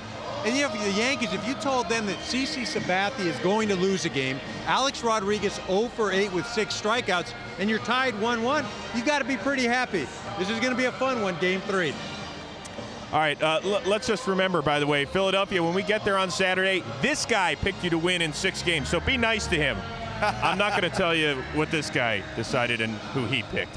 But right now, let's pick the brain of our Ken Rosenthal. He is standing by with A.J. Burnett. Kenny? Thanks, Chris. A.J., 26 hitters you faced, 22 first pitch strikes. How determined were you to be aggressive to get ahead? You know, that was the main thing. You know, that's a good lineup. You know, there's no letdown. You know, that whole lineup. So I think the fact that I was aggressive and getting first pitch strikes was huge, and you know, and I followed up after that. You know, I just tried to come out and let it go as best I could, and really not worry about what I'm at or what I'm doing, but enjoying the moment. You guys were down 1-0. You were facing Pedro Martinez. What were your emotions like coming into this game? You know, I knew it was going to be crazy. You know, I knew he was going to be on his game, and he was. I just want to go up matching pitch for pitch, you know, and try to keep my team in it. And I'm not big at watching the other starter. You know, I focus on myself, but you can't help to watch this game. It was the funnest I've ever had on a baseball field. You took the lead in the 6th. The Yankees did. You came back out, just like in Game 5 of the ALCS. How determined were you to finish strongly once you got the lead? I didn't want that to happen again. You know, I didn't want to let down. You know, I just wanted to stay with the same mindset of coming out and attacking. And I did that, and like you said, first pitch strikes tonight were huge for us. AJ, thank you very much. Joe, back to you. All right, Kenny, thank you. And if you talk about getting a return on investment, the Yankees got a return on their investment. 2 of the big pieces that they added over the offseason, the man we just heard from, A.J. Burnett, and then Mark Teixeira with the game-tying home run. We talked about it, the first 6.5 innings, so methodical. And this game was condensed into the bottom of the 7th inning with all the action happening. Then in the top of the 8th inning, the big double play that Rivera got Chase Utley to hit into. And we've talked so much about starting pitching, and that was not a letdown here tonight. We talked so much and heard from A.J. Burnett. Pedro Martinez was just this close to him and just behind him for the start for Philadelphia. Just like CC Sabathia was this far behind Cliff Lee last night. So this series is even at a game apiece, and we go back downstairs and check in with Mark Grace. Mariano Rivera, another 2-inning save. Are you starting to get used to this? I think since the first one, I think I'm getting used to it. Now, it was a long 8th inning. Are you feeling okay? Yeah, definitely. I'm feeling good. You know, I mean, it was definitely, like you say, a long 8th inning, but thank God that I made some good pitches and wasn't too much in the 9th. You got a day off tomorrow. You're going to be ready to go again in a couple of days, aren't you? Oh, definitely. It's no question about that. You're ready to go, and we have to go. You have to be ready. We got ourselves a series, boys. Let's take it back up to Joe. All right, Mark, thank you, and thanks to Mariano Rivera. Coming up next, as you look at the final one more time, except on the West Coast, is your late local news. Saturday night, we ask you to join us from Philadelphia for Game 3 of the 2009 World Series. Our coverage begins at 7:30 Eastern, 4:30 Pacific, in a matchup of Andy Pettitte against Cole Hamels. 2 lefties go at it Saturday night in Philadelphia. Promotional consideration paid for by the following.